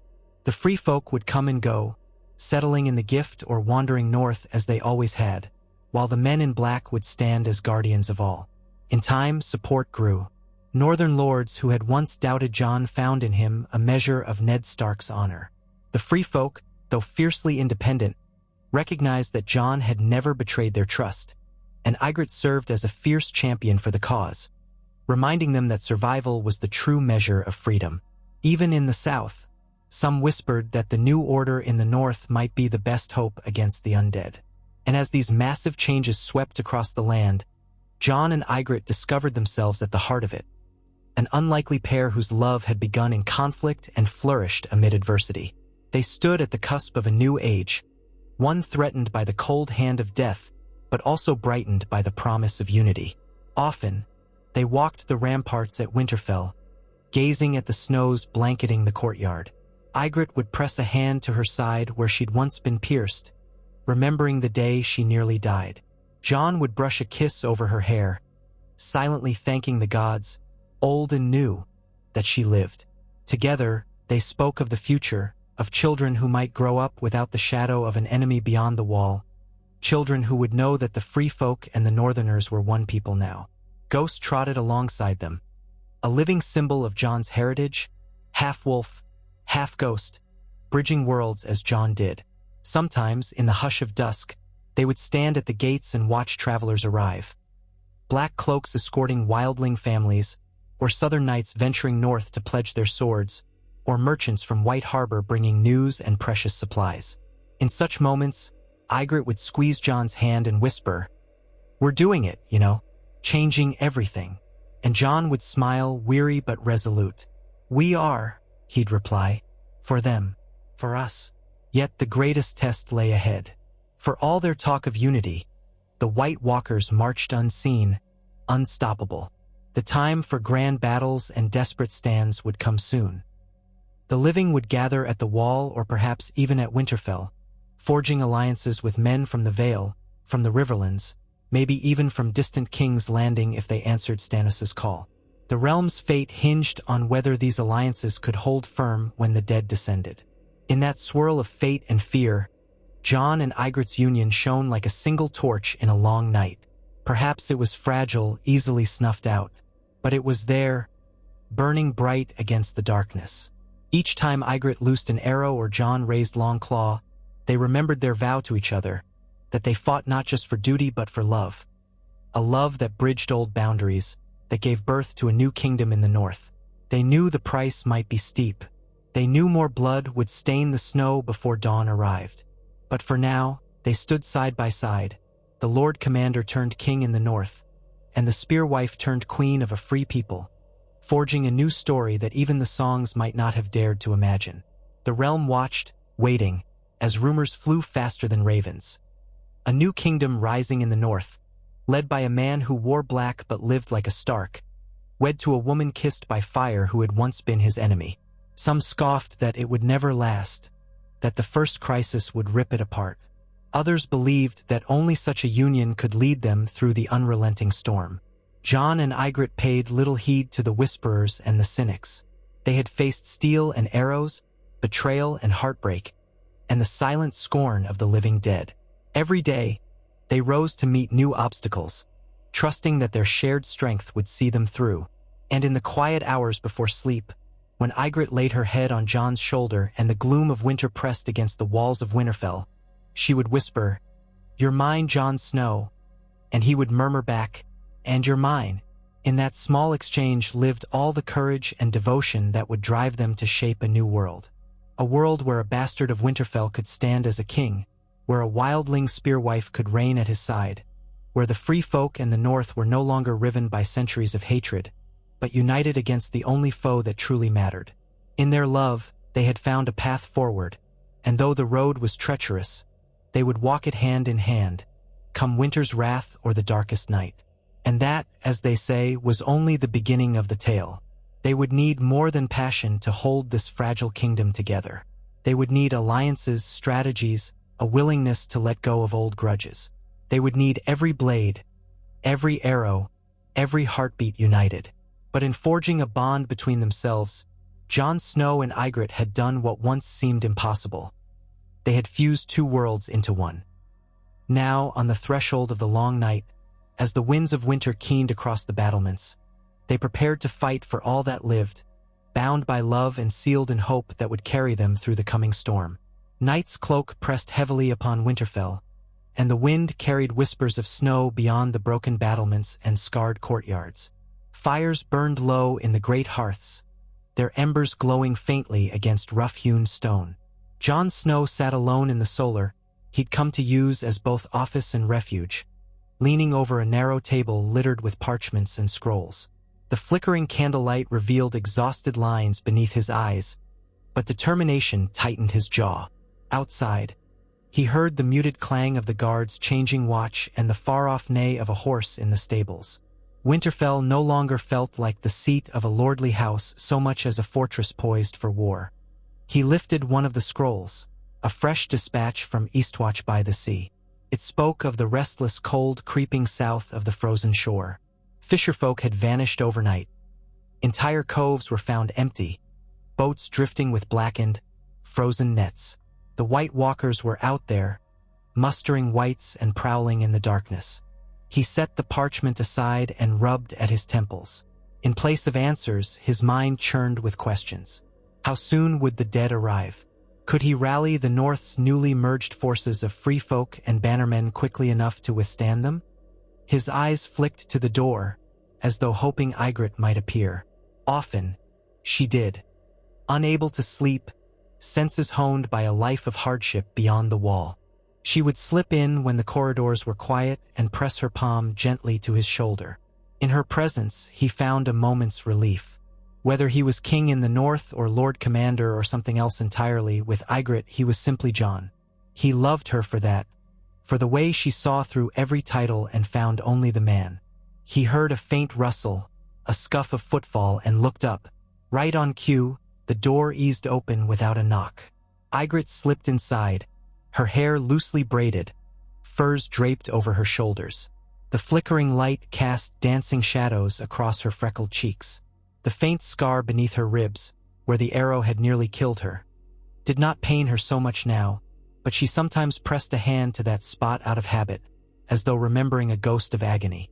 She shut the door with a soft click and crossed to the table. Without speaking, she studied Jon's face. Then she tilted her chin, her voice low. "You'll wear yourself to the bone, staying up like this." He let out a breath, something like a tired laugh. "I can't rest when I know they're out there. We have too many scattered folks in the countryside. The first sign of whites, and they'll flee in all directions. We need to bring them in, but the weather cuts our supply lines. The storms get worse by the day. If we don't move quickly." She touched her fingertips to his face, gentle but firm. "I know. We'll do what we always do, fight until we can't. But you won't make any plans worth a damn if you collapse from exhaustion." Jon closed his eyes for an instant, leaning into her touch. "I'll rest soon," he promised softly, though neither of them entirely believed it. Ygritte glanced at the scattered messages. One bore a broken wax seal from the king in the north, Stannis' seal, though that title rankled many of the northerners who still whispered that only a Stark had the right to rule here. "Any news from that southern king?" Jon nodded grimly. "He marches to secure the west. The Lannisters have stirred again, or so Davos says, and Stannis fears they'll push north to challenge his hold on Winterfell. He can't afford to split his attention between them and the Walkers. So for the moment, he's leaving me to handle the defense in the far north. He wants me to raise whatever force I can among the bannermen who've accepted him." Ygritte frowned. "And how many of those lords trust you enough? Or trust me and Tormund and the free folk, for that matter?" Her question gnawed at the heart of the problem. Many northern lords had bent the knee to Stannis out of necessity or fear, but they still looked askance at the idea of a wildling queen beside Ned Stark's bastard, especially one who had once commanded a legion of spearwives against the very walls of Castle Black. The memory of old battles and raids lingered in the minds of men who had lost friends to the free folk. What unity they had now was a fragile weaving of alliances. One tear could unravel the entire tapestry. Jon scraped a hand through his dark hair. "We'll have to show them it's in their best interest. The White Walkers don't care if a man's from the Neck or from Hardhome. They'll kill us all. That truth is the only thing that might bind us together." Ygritte let out a short, humorless laugh. The dead make no distinctions. Maybe that's their one virtue." Silence settled between them, heavy with unspoken doubts. Then Ygritte inhaled. I came to say that Tormund wants to lead another sortie. He and some of the spearwives are scouting the countryside near the last river, trying to evacuate hamlets before the White Walkers find them. He asked if I'd join him, but her voice trailed off. She turned her face away, hiding a flicker of conflict in her eyes. Jon stood, the chair legs scraping on the stone floor. You don't have to go. Not anymore. Tormund can handle that mission. You've earned your rest. She bristled slightly, red hair stirring. I'm not afraid of another fight, Jon Snow, and I'm not some delicate lady of the South who needs coddling. He placed his hands on her arms, gentle. I know. If I thought you needed coddling, you'd have my head on a spike, he said with a faint smile. But you've done enough. People need to see you here, leading with me. That's how we bring them together. If you're off in the field every time, they'll keep thinking of you as a spearwife from beyond the wall. Stay with me at Winterfell, at least for now. Help me rally the lords who still haven't pledged. We can show them that you stand for all free people, not just the clans. Ygritte's brow furrowed. She wanted to be out there with Tormund, riding under gray skies, doing something tangible. But she understood. She had become more than a lone bough in the wilderness. If she was to be queen of this fledgling kingdom, whatever that truly meant in these uncertain times, she had to stand in the open, not just fight from the shadows. She nodded reluctantly. Fine, but if that red-bearded oaf gets himself in trouble, I'm riding out after him, with or without your blessing. Jon's lips twitched in a small grin. Understood, and I doubt Tormund would expect any less from you. She glanced again at the maps strewn across the table. One depicted the region from Long Lake to the Shivering Sea. Another showed the Gift, dotted with new free folk encampments. We'll do this together then, she said, setting a hand on the crinkling parchment. We've faced worse than the squabbles of southern lords, I reckon. We have, Jon agreed softly, and we'll face worse again, I fear. He leaned down, pressing his forehead to hers. In that quiet moment, the candle flamed through tall shadows on the wall, flickering like a heart that refused to go out. She slipped her arms around him, drawing him close, and they stood there, hearts beating in time with the hush of Winterfell's ancient stones. Outside, the wind rose, scattering fine snow over the courtyard. The godswood beyond the walls lay deep in frost, the ancient weirwood's red leaves bare in the moonlight. Winter's hush enveloped the keep, a reminder that the season of ice had only begun, and somewhere far to the north, an army of the dead advanced unstoppable. But in that solitary moment, Jon and Ygritte held a measure of warmth between them, a promise that they would not let the long night claim their hope. They parted before the candle burned too low, with Ygritte guiding him toward their shared chamber. Exhaustion tugged at Jon's limbs. Together they left the endless paw, urchment and tidings of doom behind for a few hours of rest, trusting that the dawn, gray and bitter though it might be, would find them with renewed resolve. Yet dawn brought new troubles. As the pale light seeped through Winterfell's arrow slits, Jon woke to news of a disturbance at the main gate. A cluster of black brothers stood in confrontation with a group of northern soldiers, men loyal to House Glover, who had come to treat with the new king in the north. Ygritte dressed swiftly, buckling a leather belt over her furs, then followed Jon out into the biting cold. Her breath billowed in white puffs as they navigated the courtyard, the old snow crunching beneath their boots. They found the confrontation at the gate. House Glover's men bristled at the sight of free folk archers perched on the ramparts above, and the black brothers stationed at the gate bristled back. Words had been exchanged, apparently, and tempers threatened to boil over. The Glover banner, a mailed fist on a red field, snapped in the wind as their leader, Robert Glover, glowered at the line of archers. The moment Jon appeared, flanked by Ygritte, the tension spiked. Robert Glover's gaze swept over her, from her fiery hair to the bow slung across her back. He gave a stiff nod to Jon. "My lord," he said, forcing courtesy. "I didn't realize Winterfell was guarded by wildlings now. Is that what passes for the rule of law here?" Jon drew a breath, fighting to keep his voice calm. "Welcome to Winterfell. We guard it with whomever is loyal to the living." These are my people now, as much as the North is. Robette's mouth tightened. The men and women of House Glover did not shed blood to have our ancestral seat handed over to invaders from beyond the wall. We've pledged to protect the North from all who threaten it. Now you tell me we're to embrace them as neighbors. Ygritte spoke before Jon could. Aye, neighbors who fought and bled and died beside you. Or have you forgotten that it was our arrows and spears that helped drive out the Boltons? Did your men not see us at Hardhome, fighting to save as many as we could from the dead? Or do you prefer to remember only the times we clashed? Robette's face tightened more, but he reined in his temper, glancing around at the archers on the walls. Many had the hard-eyed look of people who had survived unimaginable hardships beyond the wall.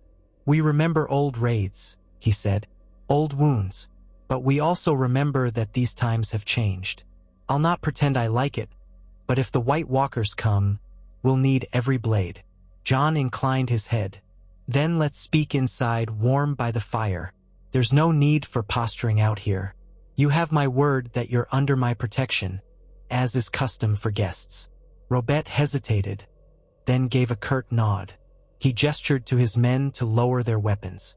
The Black Brothers and Free Folk archers relaxed in turn. Ygritte exchanged a swift glance with Jon, relief in her eyes that the confrontation had cooled.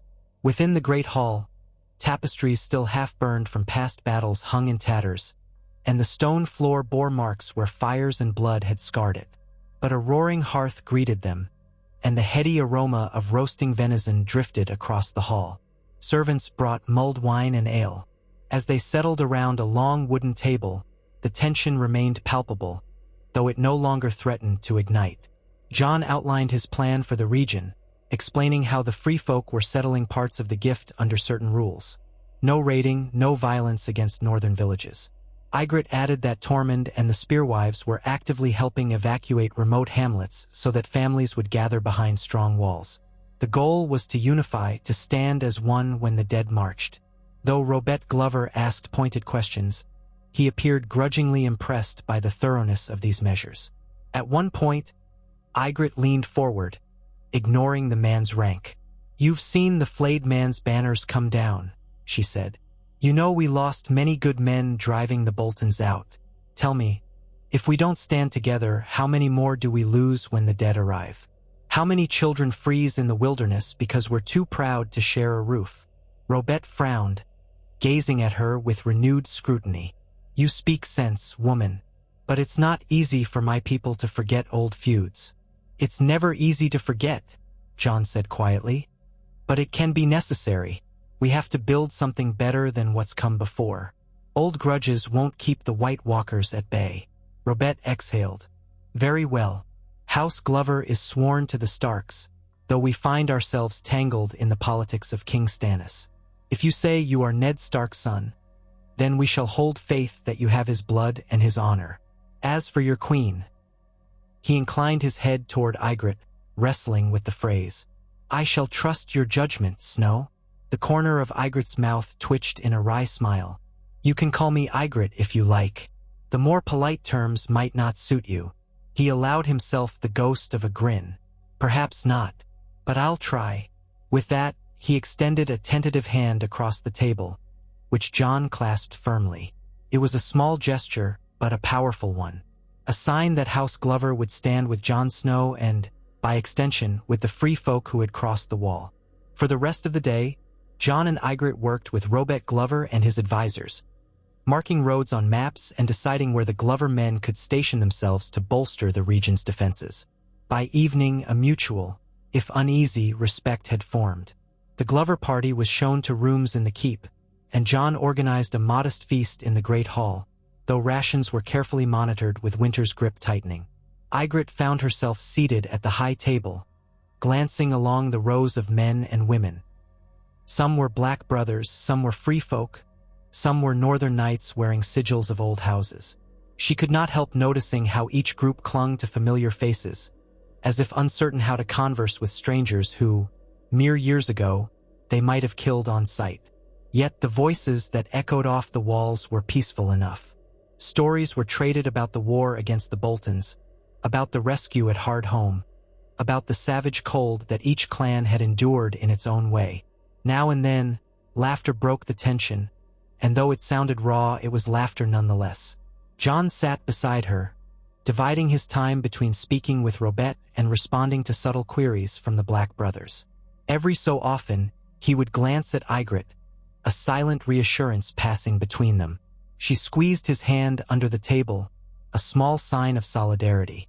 The high table of Winterfell had seen countless feasts in centuries past. She wondered if any had ever hosted such a strange collection of people. Wild warriors from beyond the wall, proud lords of ancient blood, men in black cloaks sworn to a sacred watch. It felt as though the ghosts of the Stark lineage lingered in the corners, watching with solemn interest as the old ways gave birth to something new. Eventually, the feast ended, and guests drifted to their quarters. The torches in the corridor sputtered as Ygritte and Jon made their way back to their own room, exhausted from politics and courtesy but thankful for the day's outcome. A single day without bloodshed felt like a victory. During the night, Ygritte found herself tossing and turning. Old battle nightmares sometimes troubled her dreams, flashes of Hardhome's horrors, of the courtyard at Castle Black where she'd nearly breathed her last. Tonight was no different. She woke in a jolt, skin clammy, heart pounding, the memory of dead faces swirling behind her eyes. Jon stirred at once, concern in his voice as he asked what was wrong. She pressed herself closer to him, letting the warmth of his presence anchor her to reality.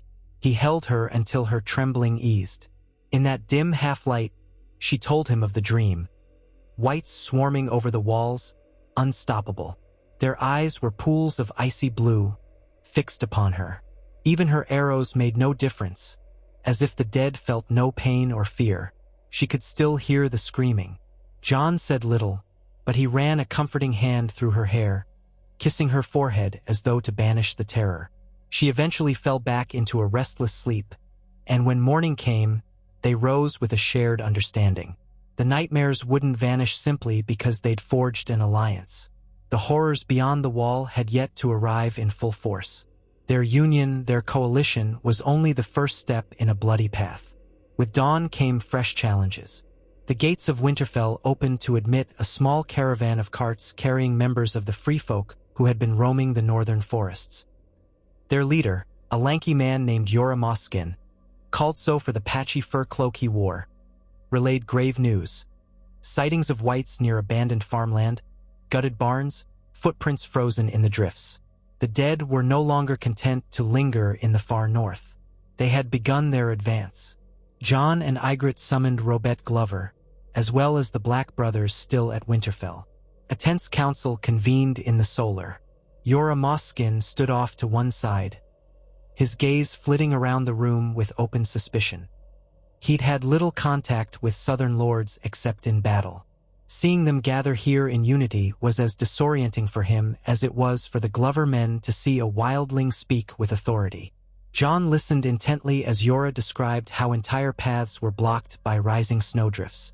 Lakes had begun to freeze over, cutting off travel. Men could vanish in the swirling whiteout if they strayed too far from known trails. The scattered homesteads on the fringes of the forest were not prepared to defend themselves against the dead. Even a handful of whites could overwhelm an unwary family. Ygritte stood with her back straight, her arms folded. "We need more patrols," she said. "Groups large enough to fight off small packs of whites, at least. We can't keep letting them pick off folk one by one." Jon nodded. "Agreed. Tormund has already taken a sortie east. We'll need more groups heading west and south. We can't rely on the Glover men alone. We'll need to send some of the free folk, but they must coordinate with the lords who hold the land. No chaos." Robert's expression soured, though he contained himself. "I'll send word to Deepwood Motte. My sister can deploy some of our men to patrol as well. But it's true we lack the numbers to cover every gap.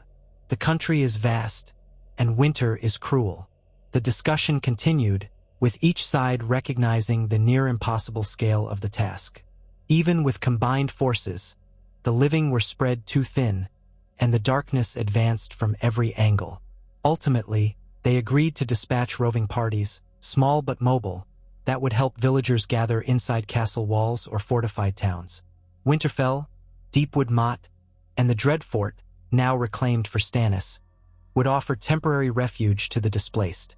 It was a desperate plan, a patchwork solution that might save lives but leave entire swaths of farmland to freeze and rot. Once the council ended, Ygritte followed Jon into the courtyard, where another swirl of snow glistened in the early afternoon sun. He paused by the stables, where a pair of stable boys worked to brush down a shaggy northern horse. The creature's coat was thick, almost reminiscent of the free folk's hardy mounts. Jon ran a hand along its flank, frowning in thought. "We need to prepare for the worst," he said softly to Ygritte. "If the dead are already roaming outside the far hamlets, they'll be at our gates soon enough." She nodded, her expression grim. "We'll meet them with fire and steel, with dragonglass if Sam's right." A flicker of memory crossed Jon's face. "Sam found a cache of dragonglass on Dragonstone years ago. He's told me there might be more. If only we had a way to mine it or transport it in bulk. But Dragonstone is in the south, and Stannis is occupied." Ygritte let out a frustrated breath. "We'll make do with what we have. My people are good at improvising." They walked along the old castle wall, side by side, boots leaving tracks in the drifted snow.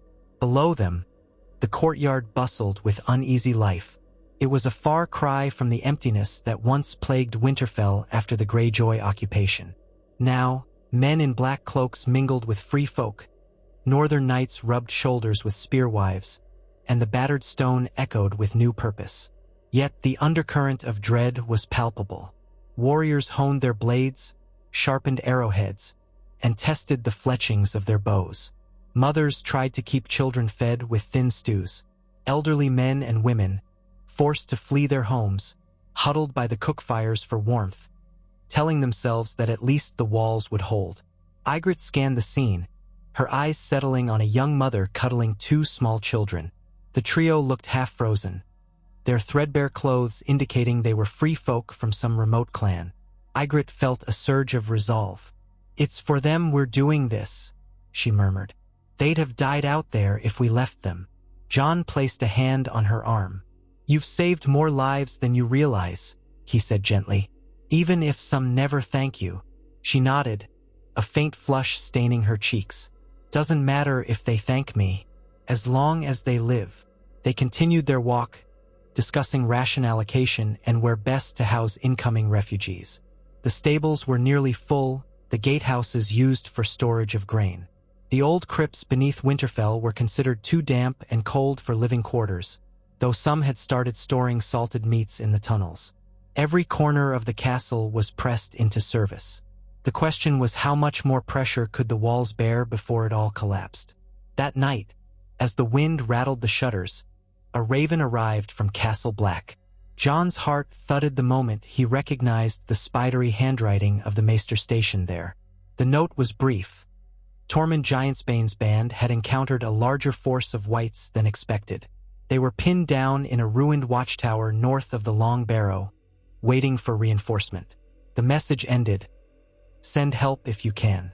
They're holding for now, but not for long." Jon crumpled the note in his fist. Ygritte's face darkened the instant she heard the news. "We have to go," she said, her tone brooking no argument.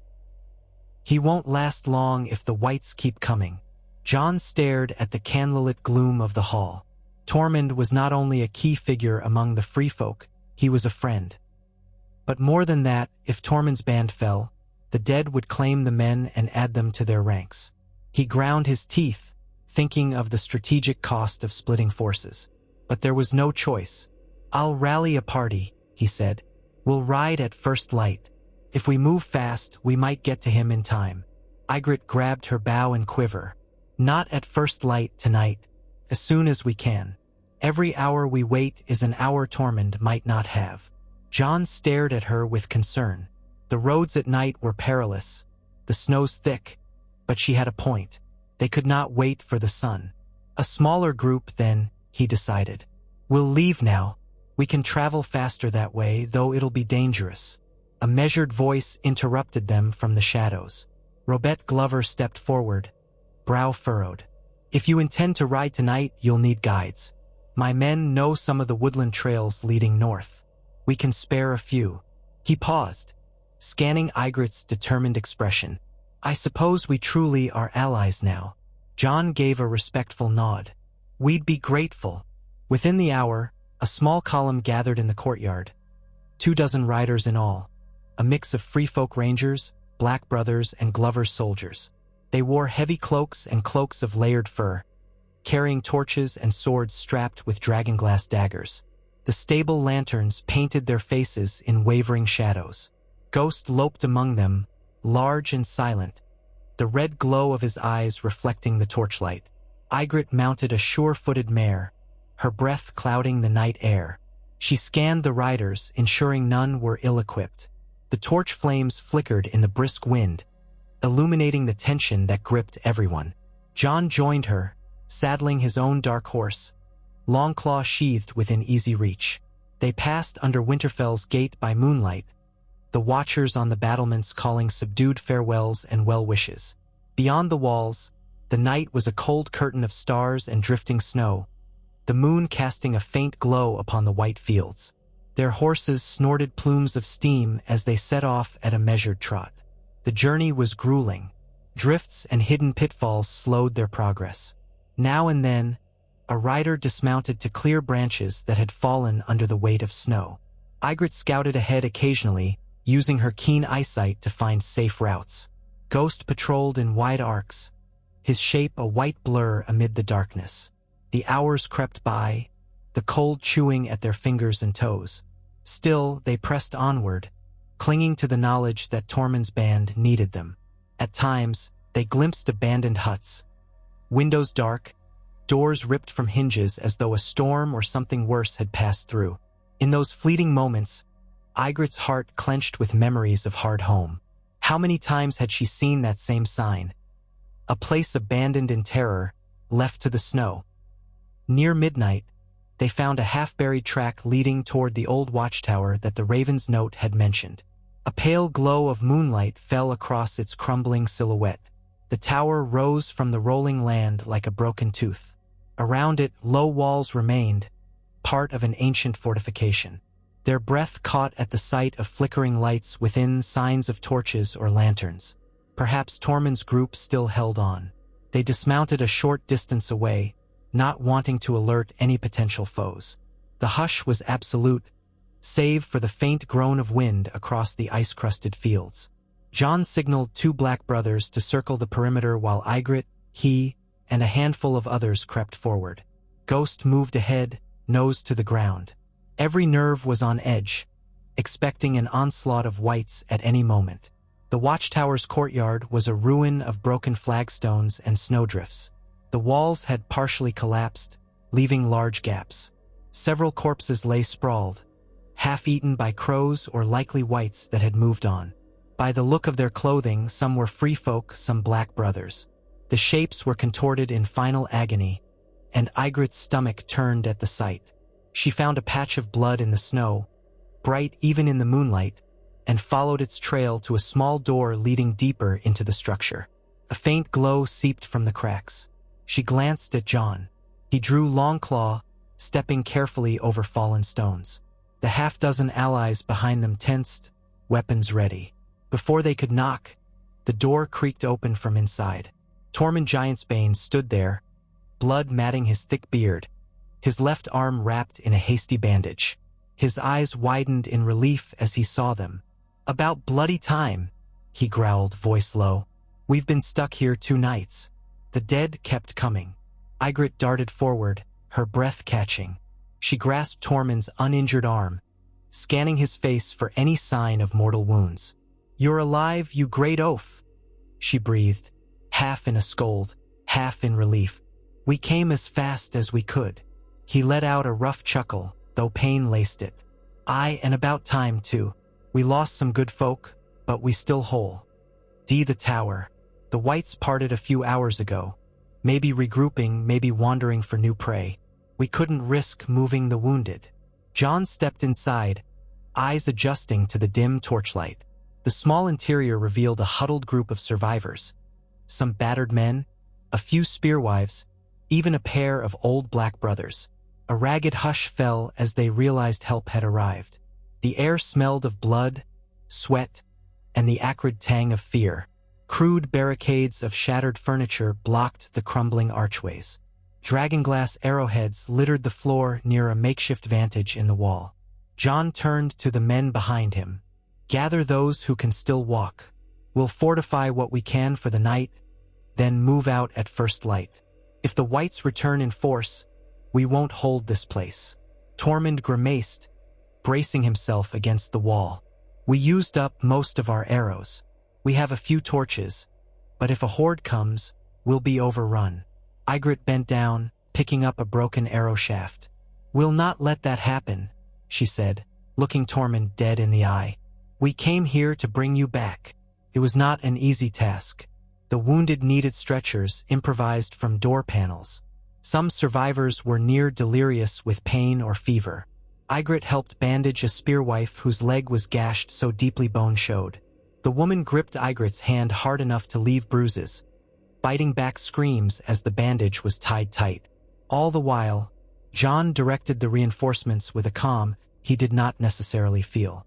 Each time they stepped outside, the night seemed deeper, more watchful, as if 1,000 dead eyes could be lurking just beyond the moonlight. Ghost prowled, occasionally letting out low growls that set everyone's nerves on edge. They worked through the freezing hours, securing the wounded, distributing what food and water they had. Tormund insisted on walking under his own power, refusing to be carried, though his steps wobbled with every second. Dawn was still a long way off, so Jon ordered a brief rest, setting up a rotation of watchers on the crumbling battlements. Ygritte and Tormund sank down together near a small brazier, letting the faint warmth chase away the numbness in their hands. She nudged him gently. "You nearly lost that arm," she said, eyeing the makeshift bandage. He snorted. "Lost worse than that if you lot hadn't come. I owe you one." Then, more quietly, he asked, "How goes it with your new kingdom? Are the lords and spearwives singing songs together yet?" She barked a low laugh. "Songs? Not quite, but we've made some progress. Glover's men are with us now. We're turning Winterfell into a refuge. There's a long road ahead." Tormund's gaze flicked to Jon, who stood near a narrow slit in the wall, scanning the horizon. "And him? He wears a crown yet. He swore no crown until the war is won. But the people are calling him king in the north, whether he likes it or not." She paused, her voice softening. "He's good at it, Tormund. It's not just talk. He's brought the crows and the free folk together, at least more than anyone ever has." Tormund grunted, a spark of grudging admiration in his eyes. "Aye, if any man can do it, maybe it's him. And you, lass, you both defied the odds before." He studied her face, noticing lines of worry. "But you don't look happy." She ran a hand through her tangled hair, wincing as she found dried blood that wasn't even hers. "I'm tired of losing people. Tired of seeing men freeze or bleed because of old grudges and monstrous enemies. And the worst is yet to come. The dead are out there. If we can't convince every living soul to fight, we'll be drowned in a sea of corpses." Tormund pressed a heavy, reassuring hand to her shoulder. "Don't give up on us now. We're free folk. We don't kneel, but we also don't break. And you crows," he smirked at the term, "you crows can be stubborn as well. Together we might have a chance." She accepted his words with a slight nod, though her gaze flicked back to Jon as he conferred quietly with a black brother about the next watch rotation. There was no going back, no chance to be the woman she'd been before, wandering free of politics, free of southern lords and their squabbles. She had committed to this course because she believed in Jon Snow, and so she would see it through no matter the cost. They managed a brief sleep, though fear kept most from fully surrendering to slumber. True dawn found them pale and stiff, but ready to move. Tormund's group was roused, and the wounded were settled on litters or helped onto horses. The riders who had come from Winterfell formed protective flanks. Jon and Ygritte took the lead, with Ghost bounding ahead. For a time, the morning was eerily silent, disturbed only by the crunch of hooves in the snow. It was not until they were half a league south that the whites found them. They emerged from the treeline without warning, a dozen at first, then scores more behind.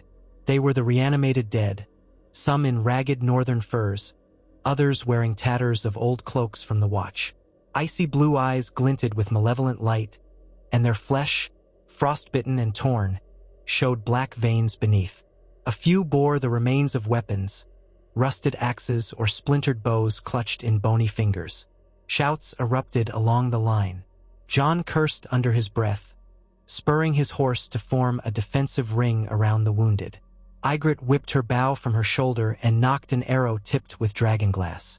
She loosed it, the shot streaking across the snow to strike a white in the chest. It collapsed in a spasm, the magic animating it snuffed out. Others screeched, a sound that seemed both furious and somehow empty, as if forced from rotted lungs. Tormund roared a battle cry and swung a two-handed warhammer, smashing a white to fragments. Ghost lunged at another, his powerful jaws clamping onto its skull.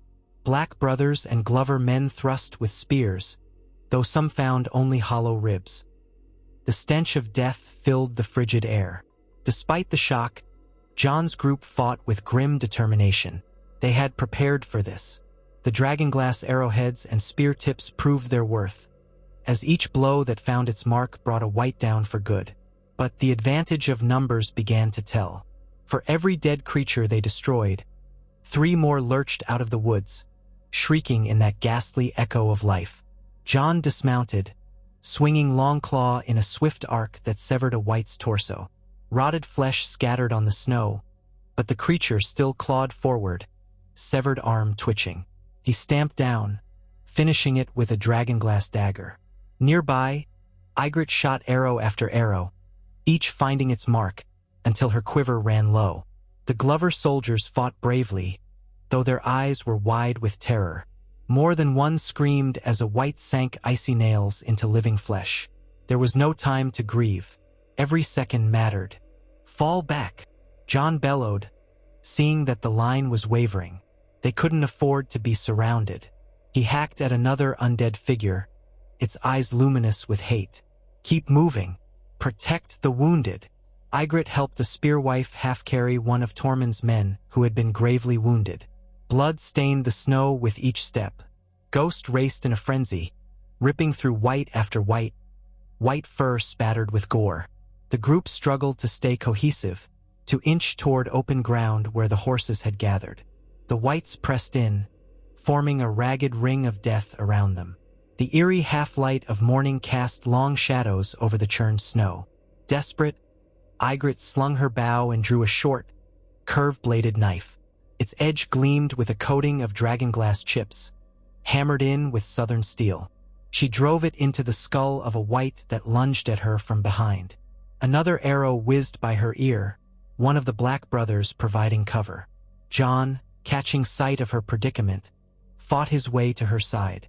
Their backs pressed together, forming a defensive pivot. He swung Longclaw in a lethal arc, sending a white's head spinning. She lashed out with her dagger, dispatching another that lunged from the flank. In that furious swirl of violence, they found a brief moment of synchronicity, moving in tandem, each trusting the other to watch what they could not see. Still, the enemy surged. One of the Glover men screamed as a white wrapped skeletal fingers around his throat, dragging him down. Ygritte hurled her knife, destroying the white, but it was too late for the man beneath. The ring tightened. Death crouched on every side, the air brimming with the reek of carrion and the harsh rasp of panicked breaths. A hollow horn blast cut the chaos. It sounded from the eastern ridge, echoing across the snow. Every living fighter froze for an instant, hearts pounding. The whites hissed as though repelled by the sound. Suddenly, from behind the ridge crest, a company of mounted riders appeared. At their head flew the banner of House Karstark. Though blacked and battered from war, the sun glimpsed the white sunburst beneath the grime. The Karstarks had been divided in loyalty, some supporting the Boltons. But these riders apparently had chosen to follow Jon Snow. Their leader, a rugged man in furs, hollered a war cry and led the charge downhill, swords gleaming in the pale light. The whites reeled under this fresh assault. The Karstark horsemen crashed into them, hacking and stomping, wielding torches that set undead flesh ablaze. The stench of burning rot filled the air. Caught between Jon's embattled group and the charging cavalry, the undead horde twisted in confusion, unable to comprehend a threat from two directions. Jon seized the chance. "Forward!" he yelled, and his battered fighters found new strength. Tormund's roar echoed again, and the combined force pressed the whites into a tight knot. Dragonglass-tipped arrows and spears inflicted devastation, sending black bile and bits of decaying flesh onto the blood-soaked ground. Within minutes, the undead horde lay in shattered heaps, twitching appendages still, their blue eyes gone dark. Those that remained fled toward the trees, perhaps guided by some distant master's call. Ghost snarled after them, but Jon whistled sharply, recalling him before the wolf vanished in pursuit. Bodies, living and dead, littered the churned snow. The horses snorted and stomped, tension still high. Steam rose from every flank, living or otherwise. The Karstark leader dismounted, face grim. He removed a dented helm and wiped sweat from his brow. "We got word you rode out to save Tormund Giantsbane," he said. "Figured you might need help." His breath clouded in the chill. "We heard talk of a white attack near the watchtower. Gods, we never saw so many." Jon's chest heaved. "You came just in time," he said, meaning it wholeheartedly. Ygritte bent to check on one of the wounded spearwives. The woman's skin was pallid, a nasty bite in her shoulder. Bites from whites did not always turn a person into the undead. That required the White Walker's magic to reanimate the corpse, but infection or blood loss could still kill her. Ygritte pressed a cloth to the wound, looking up at Jon with worry. He signaled to the Black Brothers to bring the makeshift stretchers. Slowly, with stifled cries, they loaded the injured. Tormund, leaning on his hammer, surveyed the carnage and let out a ragged sigh. "Bloody dead bastards," he muttered. "This is but a taste of what's to come, isn't it?" Jon wiped sweat from his brow, leaving a smear of grime on his skin. "I fear so. We have to get back to Winterfell. Rally everyone. There won't be any safety if they push this far south in greater numbers." And so the combined forces, numbering fewer than they'd started, limped away from the battlefield. The Karstarks provided escorts. Tormund and the other wounded, including the spearwife who had taken a bite, were placed on horses or carried by wagon. Ygritte felt every muscle ache as she walked, but she refused to let the weight of despair crush her. They had saved lives, after all. Yet the losses haunted her. Men she'd known by name had fallen, their bodies left behind to freeze in the blood-splattered snow. They reached Winterfell near dusk. Watchmen shouted the all clear, and the gates swung open. Stable hands rushed to receive the exhausted horses, while healers hurried forward to assess the wounded. Ygritte oversaw the stretcher carrying Tormund, who was on the brink of collapsing. He forced a grin at her, though pain etched lines around his eyes. "I'll be ready to fight again by morning, just you watch," he boasted, though he was half delirious from blood loss. She managed a tight smile in return. "Don't die on me, you stubborn fool. I haven't had a chance to call you a liar to your face for a while." Tormund chuckled weakly as they carried him inside. Jon joined them after giving instructions to the Karstark riders, thanking them. The surviving Karstark leader, who finally introduced himself as Benfry Karstark, agreed to stay in Winterfell until they could coordinate further patrols. The line between friend and foe was no longer so stark. Any man who stood against the dead was an ally. Darkness fell like a shroud over the courtyard, and torches were lit. Jon and Ygritte stood together once more, this time on the steps leading into the great hall. She felt the exhaustion in her bones, the clinging cold of the battlefield. She leaned against him, letting the flickering torches illuminate the worry etched on both their faces. "You saw how many there were," she whispered. "That was just a small band. Imagine the host that the Night King can raise." Jon's jaw tightened. "I know. We need more than patrols. We need everyone, every house, every clan. And we need a way to kill them faster." We barely survived a skirmish. In a pitched battle. He didn't finish the thought, but both knew how it ended. If the living were pinned down by the full might of the undead, they would break. The ramparts of Winterfell might slow the tide for a time, but eventually, the dead would breach the walls. That night, there was no feast, no celebration. The castle was somber as the healers moved among the wounded, doing what they could with limited supplies. Ygritte knelt by the spearwife who'd suffered the bite, holding her hand as fever raged. Jon checked on Tormund, who drifted in and out of consciousness.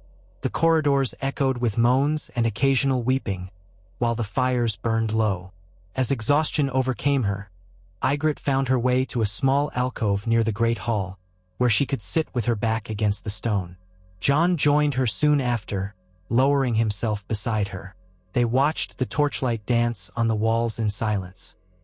He reached for her hand, and she gripped it tightly, as if afraid that letting go would send her tumbling into some abyss of despair. In that hush, the truth bore down on them. No matter how many alliances they forged, no matter how fiercely they fought, the enemy they faced was nearly inexhaustible. The only glimmer of hope lay in the fact that they stood together, the North and the Free Folk, the Black Brothers and the Spearwives, joined by a bond that had never existed before. She turned her head slightly, resting it on his shoulder. Her voice was a ragged whisper. "Sometimes I wonder if we can do this. Truly do it, Jon Snow." He brought her hand to his lips, kissing her knuckles lightly. "We have to." Her eyes closed, a tear slipping free. "I don't want to lose you, or anyone else I love. But the dead, they don't care." He cupped her cheek, gently brushing away the tear. "Then we'll fight with everything we have. And if we fall, we'll fall together, but not without making them pay dearly for every inch." She nodded, though her heart clenched painfully at the thought. Their vows to each other echoed in her mind, the memory of them binding leather cords around each other's arms in the courtyard of Castle Black. She had promised her life to him, her fight to his. This was it, then, the fight that would define them, that might end them. Yet if there was any chance for the world to emerge from this long night, they had to stand firm. They remained there for a time, drawing what solace they could from each other's warmth, the shadows of Winterfell gathering around them. Beyond the walls, night reigned over the frozen plains, and the White Walkers stirred in the depths of winter's gloom. Every scout report, every rider returning from the field, brought worse news. The undead advanced inexorably, and the nights grew colder still. Soon, rumors from the south began to drift northward on the wings of ravens. Rumors of a dragon queen crossing the sea with unsullied legions. Rumors of a lost Stark girl claiming dominion in the Vale. Rumors of a Lannister queen enthroned in King's Landing. Yet those felt distant and unreal compared to the immediate terror creeping upon the north. Jon and Ygritte had no illusions that southern politics would halt the army of the dead. Perhaps the rumored dragon queen might offer help. Dragons had once turned the tide against nightmarish foes. Or perhaps the realm's squabbles would doom them all. Still, life went on at Winterfell. Day by day, Ygritte found her role changing further. She walked the walls, offering encouragement to men who had once spat curses at wildlings. She taught archery to young boys and girls who volunteered as squires. She saw to the distribution of food, even participating in the endless bickering over how to ration bread. At times, she found herself longing for the clarity of the old days, when her only concern was survival among her own clan. But whenever she felt that pang of homesickness for the wide, open tundra beyond the wall, she looked at Jon, remembered his vow, and reminded herself that their fight was bigger now. Jon, in turn, juggled the demands of leadership with the burdens of a man who had not asked for a crown. He wrote letters beseeching more northern houses to join them, conferred daily with the Black Brothers who still manned Castle Black, listened to advisors from the Free Folk about the best ways to fight in the deep snows. He seldom smiled, weighed down by the knowledge that every decision might mean the difference between life and death for hundreds. But behind closed doors, with Ygritte's presence, he found moments of quiet strength. At times, Tormund joined them, still heavily bandaged but determined not to be confined. He complained loudly that the healers fussed over him, like mother hens. Ygritte teased him in return, grateful for his gruff humor in a place so laden with fear. Despite her teasing, they both knew how close he had come to death. So many had come close, so many more would. Gradually, the fortress braced itself for a siege unlike any other. Walls were reinforced. Trenches were dug in the outer courtyard, to be lined with flaming oil or piled with dragonglass shards. The forging of weapons never ceased. Blacksmiths hammered day and night, shaping steel and obsidian. Hunting parties ranged far to gather what game they could, though the pickings grew slim. And still, flurries of snow fell relentlessly, shrouding the land in a pale shroud. One bleak afternoon, a group of refugees arrived from a distant holdfast, reporting that the undead had been spotted in large numbers. An entire horde, it seemed, moving methodically through the forest. No one knew when they might arrive at Winterfell's doorstep, but the tension turned to dread. Jon doubled the perimeter scouts, though a creeping sense of inevitability weighed on every heart. A council convened in the Great Hall. House Glover, House Karstark, the Black Brothers, free folk leaders, everyone who had a voice in this new order. Ygritte stood near the high table, arms folded, listening as each reported on the fortifications and provisions. An uneasy silence gripped the hall when they concluded. There was no easy answer, no cunning ruse that could repel an army of the dead. The only strategy was to hold the walls as long as possible, to hope some miracle of man or magic might tip the scales. Jon rose, hands braced on the table. His eyes, dark with resolve, scanned the assembly. "We knew this moment would come," he said. "We've done all we can to prepare. The living stand together now in a way they never have before. If we stand firm, if we fight for each other, we have a chance." His gaze lingered on Ygritte, then swept over Tormund, Robert Glover, the Karstark soldiers, and the Black Brothers. "We hold for the dawn, for the sun, for whatever hope remains. If we break, the dead will spread across the realm, unstoppable. If we stand, maybe, just maybe, we see the next day." A heavy stillness settled, broken only by the crackling of the hearth. Then, slowly, one by one, they nodded their agreement. Tormund gripped the handle of his hammer. Robert Glover set his jaw. A Black Brother tapped the pommel of his sword. Ygritte felt her heart pounding. She thought of the prophecy she had once heard spoken in hushed tones, that the long night would end only when men and women of all kinds united to drive back the cold darkness. She hoped those words held some truth. The night after that council, Winterfell was cast in a pall of expectancy. Fires burned in every brazier. Cots were laid out in the halls for those who would soon become wounded or worse. The courtyard filled with men and women pacing restlessly, unable to sleep. Some prayed to the old gods, others to the Seven, others to the Lord of Light. Still others, like the free folk, prayed to no one at all, trusting only in their own steel and cunning. In their chamber, Jon and Ygritte found no solace in rest. They lay together, foreheads touching, listening to each other's breathing. Outside, they heard the whistle of wind, the footsteps of guards on the ramparts, the faint neigh of horses in the stables. Each sound carried a promise of the looming battle, the final stand. Ygritte broke the silence. "If this is the end, I'm glad we're here together." Jon took her hand, twining their fingers. "It won't be the end. Not if we can help it. You and I have faced death before. We'll face it again." She let out a quiet exhale. You're mine, Jon Snow." "And you're mine," he echoed, the words a solemn vow. That night, no ravens arrived with news of hope. No horns sounded a miraculous victory. The only lullaby was the sighing wind. Somewhere far beyond Winterfell, the army of the dead marched under moonlit skies, silent as frost, unstoppable as time. Yet within these walls, a new kingdom of the living had gathered, born of love and alliance, of grudges set aside and vows forged anew. They would meet the night on their own terms, with all the courage they possessed. When dawn finally broke, pale and grim, a scout burst through the gates on a lathered horse. His face told the story before his lips could form the words. The dead were coming, not just a raiding party, but the full might of the Night King's legion. They were a day's march away, maybe less if the weather favored them. The final hour was at hand. The men in black took their positions on the walls. The free folk sharpened their spears, readied their bows, fitted dragonglass arrowheads with shaking hands. Northern soldiers patrolled the battlements, checking every loophole and arrow slit. The keep buzzed with desperate energy. Some found a corner to say a final prayer.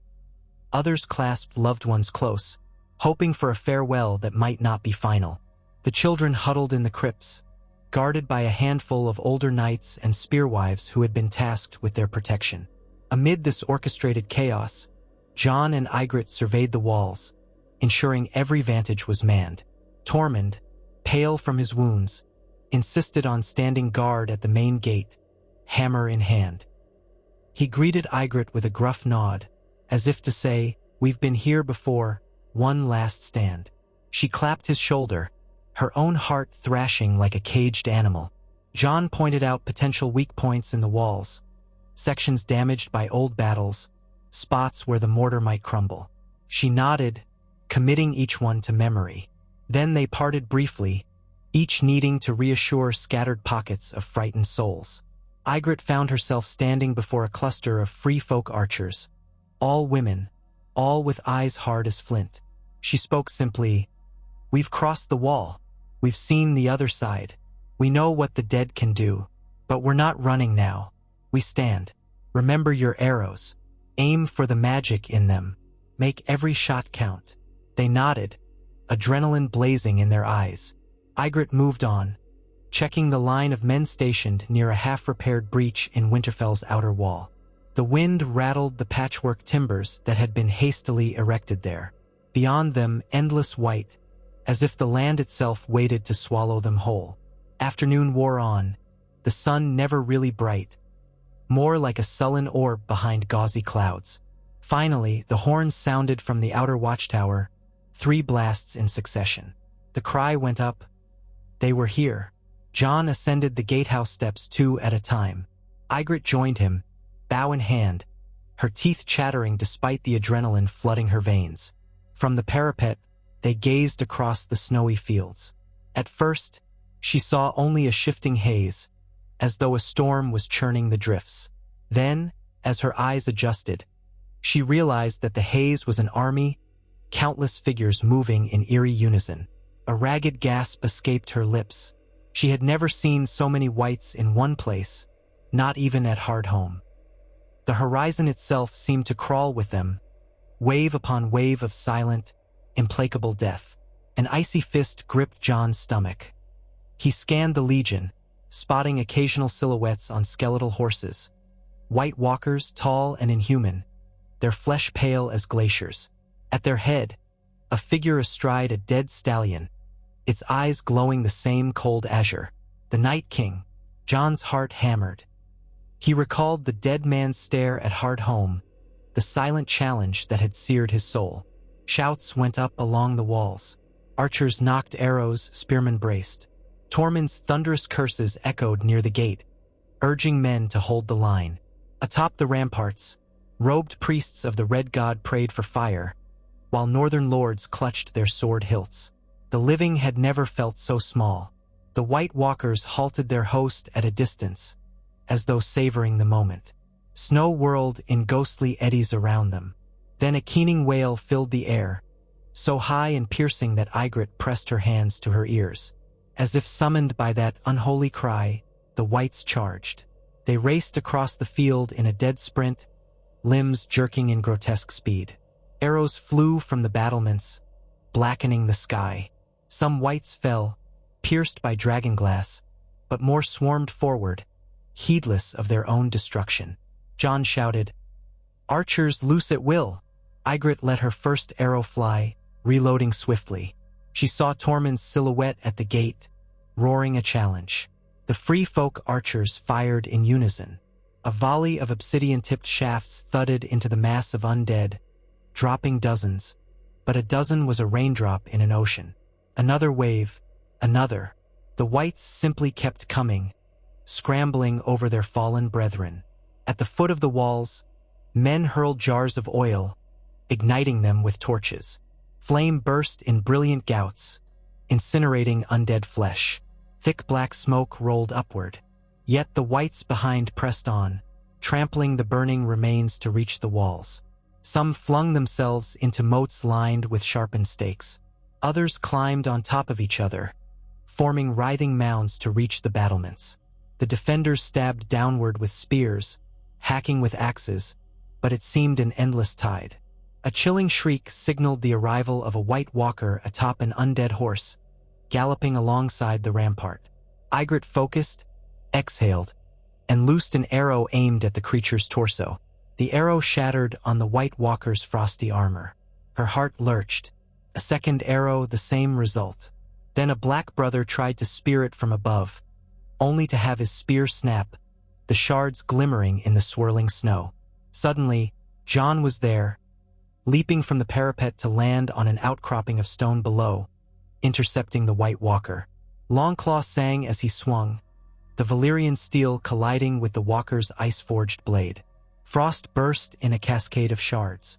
Ygritte's vantage was partial, but she saw the White Walker's expression twist in silent malice. Jon gritted his teeth, forced the walker's blade aside, and hammered Longclaw into its chest. A piercing wail rent the air, and the walker dissolved into a cascade of fracturing ice. The undead horse beneath it collapsed into frozen chunks. Cheers broke out along the wall, short-lived but fierce. Jon had proven again that Valyrian steel could kill a White Walker. Yet that victory was dwarfed by the relentless horde piling up against Winterfell's gates. Tormund and the men at the gate braced the heavy timbers as the whites hurled themselves against it in droves. The battered wood creaked ominously. On the battle raged, an endless churn of steel, dragonglass, and flesh. Daylight faded into a leaden dusk, though the sun never truly showed its face. The living fought with a desperation born of survival instincts, but the undead knew no fatigue or fear. Every minute, a new wave scaled the walls. Flames lit the ramparts, black smoke stained the sky, and the screams of the wounded tore at the defenders' hearts. Ygritte's arms ached from loosing arrows. She grabbed a spare quiver from a fallen archer, every shot carefully aimed at whites that threatened to breach. Her world narrowed to the tense twang of the bowstring, the hiss of arrows, and the raw stench of death. Around her, men and women fell. Some had limbs torn off by clawing whites. Others simply collapsed from exhaustion, only to rise again as thralls to the Night King's will. Ghost bounded along the walls, ripping apart whites, his coat streaked with red. Ygritte saw him vanish into smoke at one point, and her heart seized until she glimpsed him once more, still fighting. The memory of that savage swarm at Hardhome flashed in her mind, fueling her determination not to yield. The gate shuddered, cracked. Tormund's roar of hold it, you bloody cowards," rose above the din. A group of Glover men heaved a brace against the splitting wood, teeth gritted. Ygritte realized that if the gate fell, the whites would flood into the courtyard, and Winterfell would be lost. She sprinted along the battlements, sliding down a half-collapsed ladder, ignoring the bruising impact. Her feet hit the courtyard, where chaos reigned among the wounded and the frantic defenders. She rushed forward, shouting for men to bring more support to the gate. The sound of splintering timbers grew, a dreadful groan of wood giving way. She could already see white fingers clawing through cracks, hooking around shattered planks. Tormund hammered at them, roaring, "Back, you shriveled corpses! You want me? Come have me!" His arms were drenched in blood, his breath a ragged snarl. A handful of free folk and northern soldiers dragged a heavy wooden beam, intending to brace the gate from behind. As Ygritte helped them lever it into place, the gate exploded inward with a deafening crash. Wood shards flew, and a flood of undead surged forward. Tormund was knocked to the ground. Ygritte had time to glimpse his wide eyes before the whites fell upon them. The courtyard erupted in close-quarters battle. Swords, axes, hammers, knives, anything that could kill or at least slow the whites was pressed into service. Ygritte drew her dragonglass dagger, plunging it into the nearest white's neck. It crumpled, but others pressed in. Tormund swung wildly, battered and bleeding. Glover's soldiers joined the fray, forming a desperate knot around the breach. A black brother carrying a torch thrust it at the horde, setting some whites ablaze, but the fire only slowed them. The swirl of smoke, screams, and thrashing limbs threatened to drown her. A clawed hand raked across her back, tearing cloth and drawing blood. She cried out, spinning to drive her dagger into the attacker's skull. The stench of decay made her gag. Tormund bellowed behind her, calling for more men. But those men were scattered or wounded, and the whites kept coming. Suddenly, a bright blast of flame whooshed over the courtyard. Ygritte ducked, eyes wide as a line of whites erupted into fire. She looked up to see a robed figure in red, one of the Lawler priests, chanting furiously, hands outstretched. Another wave of flame burst forth, though the strain on the priest's face was evident. He could not conjure fire indefinitely. Still, the respite was enough to let the living regroup. Ygritte grabbed Tormund by the arm, hauling him upright. He coughed, spitting blood, but was still breathing. Together, they pushed the front line, hacking and stabbing, driving the whites back. The courtyard turned into a churning inferno of fire and ice, with the lines of defenders thinning by the moment. High above, Jon fought from the battlements, slashing at white walkers that advanced with unnerving grace. He caught sight of the gate's collapse, and for a heartbeat, their eyes met across the chaos. The distance between them felt vast, but in that single glance, Ygritte read his silent command: hold, survive. She stumbled over a body, barely staying upright, and found herself face to face with a white whose jaw dangled by a single ligament. It lunged, slashing. She twisted aside, plunging her dagger into its ribs. The blade jammed, and she had to wrench it free. A spray of black fluid spattered her face.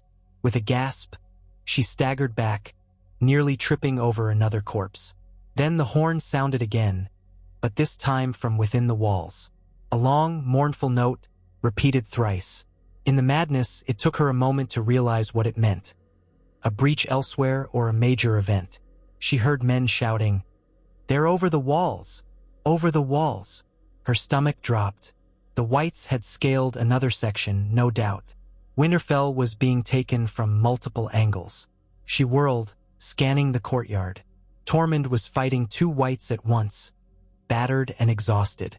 The swirling flames cast the entire yard in a hellish glow. From the corner of her eye, she saw a tall shape step through the swirling embers. A white walker, armor reflecting the firelight like black ice, its spear trailing a faint mist of frost. An aura of cold radiated from it. The crowd of whites parted as it advanced, as though it commanded them with a silent will. Ygritte froze, heart pounding. She had seen Jon kill one with Valyrian steel, but she had no such blade. All she had was a dragonglass dagger. She raised it, though her arm trembled with fatigue. Tormund, spotting the walker, tried to rush forward, but a white tackled him to the ground. The walker's eyes fixed on her, luminous and inhuman. With a swift thrust, it lashed out its spear. She barely ducked aside, feeling the cold kiss of the weapon graze her arm. Pain shot through her and she almost dropped her dagger. The walker pivoted, unbelievably fast, preparing another strike. She braced herself, expecting death. Then a blur of black and steel intervened. Jon, leaping down from the battlements, rolling across the courtyard stones to land between her and the walker. Longclaw clanged against the ice spear. Frost crackled at the impact. The walker hissed, free hand lashing with chilling power. Jon staggered, but he found his footing, pressing forward. Blow after blow, Longclaw sparked against enchanted ice, each strike sending shards spinning in the torchlight. Ygritte scrambled to Tormund, helping him fend off the white that pinned him. They managed to kill it, then turned to see Jon engaged in a deadly dance with the White Walker. Around them, the whites surged, but Ygritte and Tormund fought to keep them back, providing Jon a circle in which to duel the fearsome foe. The Walker thrust again, catching Jon in the side with a glancing blow that ripped through his cloak. He gritted his teeth, dropping to one knee. The Walker raised its spear for a killing thrust. Ygritte cried out, her heart seizing. Without thinking, she flung her dragonglass dagger. The angle was awkward, the distance too far, but sheer desperation guided her hand. The dagger spun end over end, reflecting the firelight in frantic flashes. The White Walker twisted, but not quickly enough. The blade lodged in its shoulder, where the black ice of its armor parted. A keening shriek ripped the air, and the walker shuddered. That slight moment of distraction was all Jon needed. He rose in a powerful surge, bringing Longclaw down in a heavy slash that bit deep into the walker's torso. The creature cracked, splintered from within, and then exploded into a flurry of ice fragments. For a single heartbeat, a hush fell in that corner of the courtyard, as if even the whites registered the shock. Then the fray continued, more undead pouring in, but the immediate threat of the walker was gone. Ygritte rushed to Jon's side, panting. He nodded, grimacing in pain, but still capable. Tormund rejoined them, hammer slick with black gore, refusing to let them see how badly he was wounded. All around, the courtyard was a nightmare of flame and frost, corpses piled in heaps, the living fighting in pockets. The gate had become a charred ruin. The walls were compromised in multiple places, and fresh shrieks indicated more undead flooding in. Even so, the defenders battled on, refusing to yield. On the ramparts, someone yelled, "For the North!" while a free folk voice bellowed, "For the living!" The two cries merged in the chaos. Night fell fully, and the combat stretched on. No respite came, no lull to reorganize. A swirl of snow and smoke obscured all sight. Fire lit patches of the yard, revealing horrors that made the bravest quail. Ygritte lost track of time, lost track of how many arrows she fired, how many times she nearly died. Jon was at her side when he could be, but they were separated and reunited more than once, each carved from the other by the swirl of battle. At one point, she found herself pressed against the battered great hall doors, alone save for two black brothers fighting at her flank. They were forced back by a surge of whites. Every step threatened a slip on blood-slick stones. Her quiver empty, she resorted to a scavenged spear with a dragonglass tip. The whites came, and she thrust desperately, her arms shaking with fatigue. She feared the end was near, Winterfell was all but overrun. But through the gloom, she heard another horn blast, this one from outside the walls. She had no idea what it could signify. Then a roar, this time different from Tormund's, different from any man. It was an inhuman shriek echoing off the towers, immense and primordial. A wave of heat washed over the courtyard, momentarily clearing the swirling snow. Ygritte looked up, dazed, to see a shape blotting out the stars. A giant beast with leathery wings. In a wash of fire, the creature unleashed a torrent of flame upon the whites at the walls, incinerating them in a bright conflagration. The heat was so intense that Ygritte staggered back, shielding her face. Whites screamed as they were vaporized by dragonfire. A dragon. The rumors of a dragon queen in the south were not just rumor. As after all, she glimpsed a rider astride the beast scaled back, a figure clad in dark leathers, silver hair streaming behind. Another dragon roared somewhere above the clouds, its silhouette glimpsed in flashes of the distant firelight. The tide of battle shifted in an instant as columns of flame raked the undead ranks, turning them to ash. Jon, staggering into view, beheld the same astonishment. His battered face was smeared with soot, a shallow cut across his brow bleeding freely. He met Ygritte's gaze, and though neither spoke, they both felt the same fierce hope rise. Reinforcements, a power older and more potent than anything the White Walkers could muster. The dragons tore into the undead hordes from the sky, unleashing devastation that the living defenders could scarcely believe. The whites, mindless or not, were obliterated in huge swaths. And high beyond the ramparts, a swirl of white shadow told of the Night King's fury. But in that pivotal moment, Winterfell gained a chance it had never had before. Ygritte let out a ragged, almost hysterical laugh. Jon caught her in his arms, relief and wonder etched on his face. Above them, a swirl of flames erupted, painting the night in red and gold. The defenders roared anew, fueled by the sudden turn of fortune. They hacked at the remaining wights with savage resolve, driving them back from the gates, back from the courtyard, back into the dark fields where dragonfire rained from the sky. It was not a clean victory. Bodies clogged every passage. Hundreds lay dead, and the battered survivors were too spent to do much but gasp in the swirling snow. But dawn found Winterfell still standing, the White Walkers scattered. The Night King had withdrawn, either forced to flee or to regroup, and overhead, the dragon's distant shadows circled. As the sun's first rays pierced the smoky haze, Ygritte and Jon sank to their knees in the courtyard, battered and burned, but alive. Around them, men and women of the north and the free folk alike collapsed in relief. Tormund, limping heavily, let out a wheezing laugh. Ghost padded over, whining softly, his muzzle singed. Ygritte turned to Jon, eyes rimmed with tears of exhaustion, disbelief, and something close to joy. "We did it," she whispered, though the cost had been terrible. He nodded, voice raw. "Aye, with help we never imagined." He glanced at the sky, where a great black dragon soared, accompanied by one of bronze and green, an improbable alliance indeed. And so, at the breaking of that dawn, the new kingdom they had forged, the kingdom of free folk and Northmen, of watchers on the wall and wanderers from beyond it, stood bloodied but unbroken. Against all reason, they had held on, and the arrival of dragons from the south promised a new chapter in this war. Ygritte found Jon's hand and squeezed it, her lips shaping silent words. "You're mine." He answered with a faint, trembling smile. "And you're mine." From that moment on, the true war would only intensify, for the Night King would not rest. But Winterfell, anchored by the bond of a once ostracized bastard and a once enemy spear wife, had become the bastion of the living.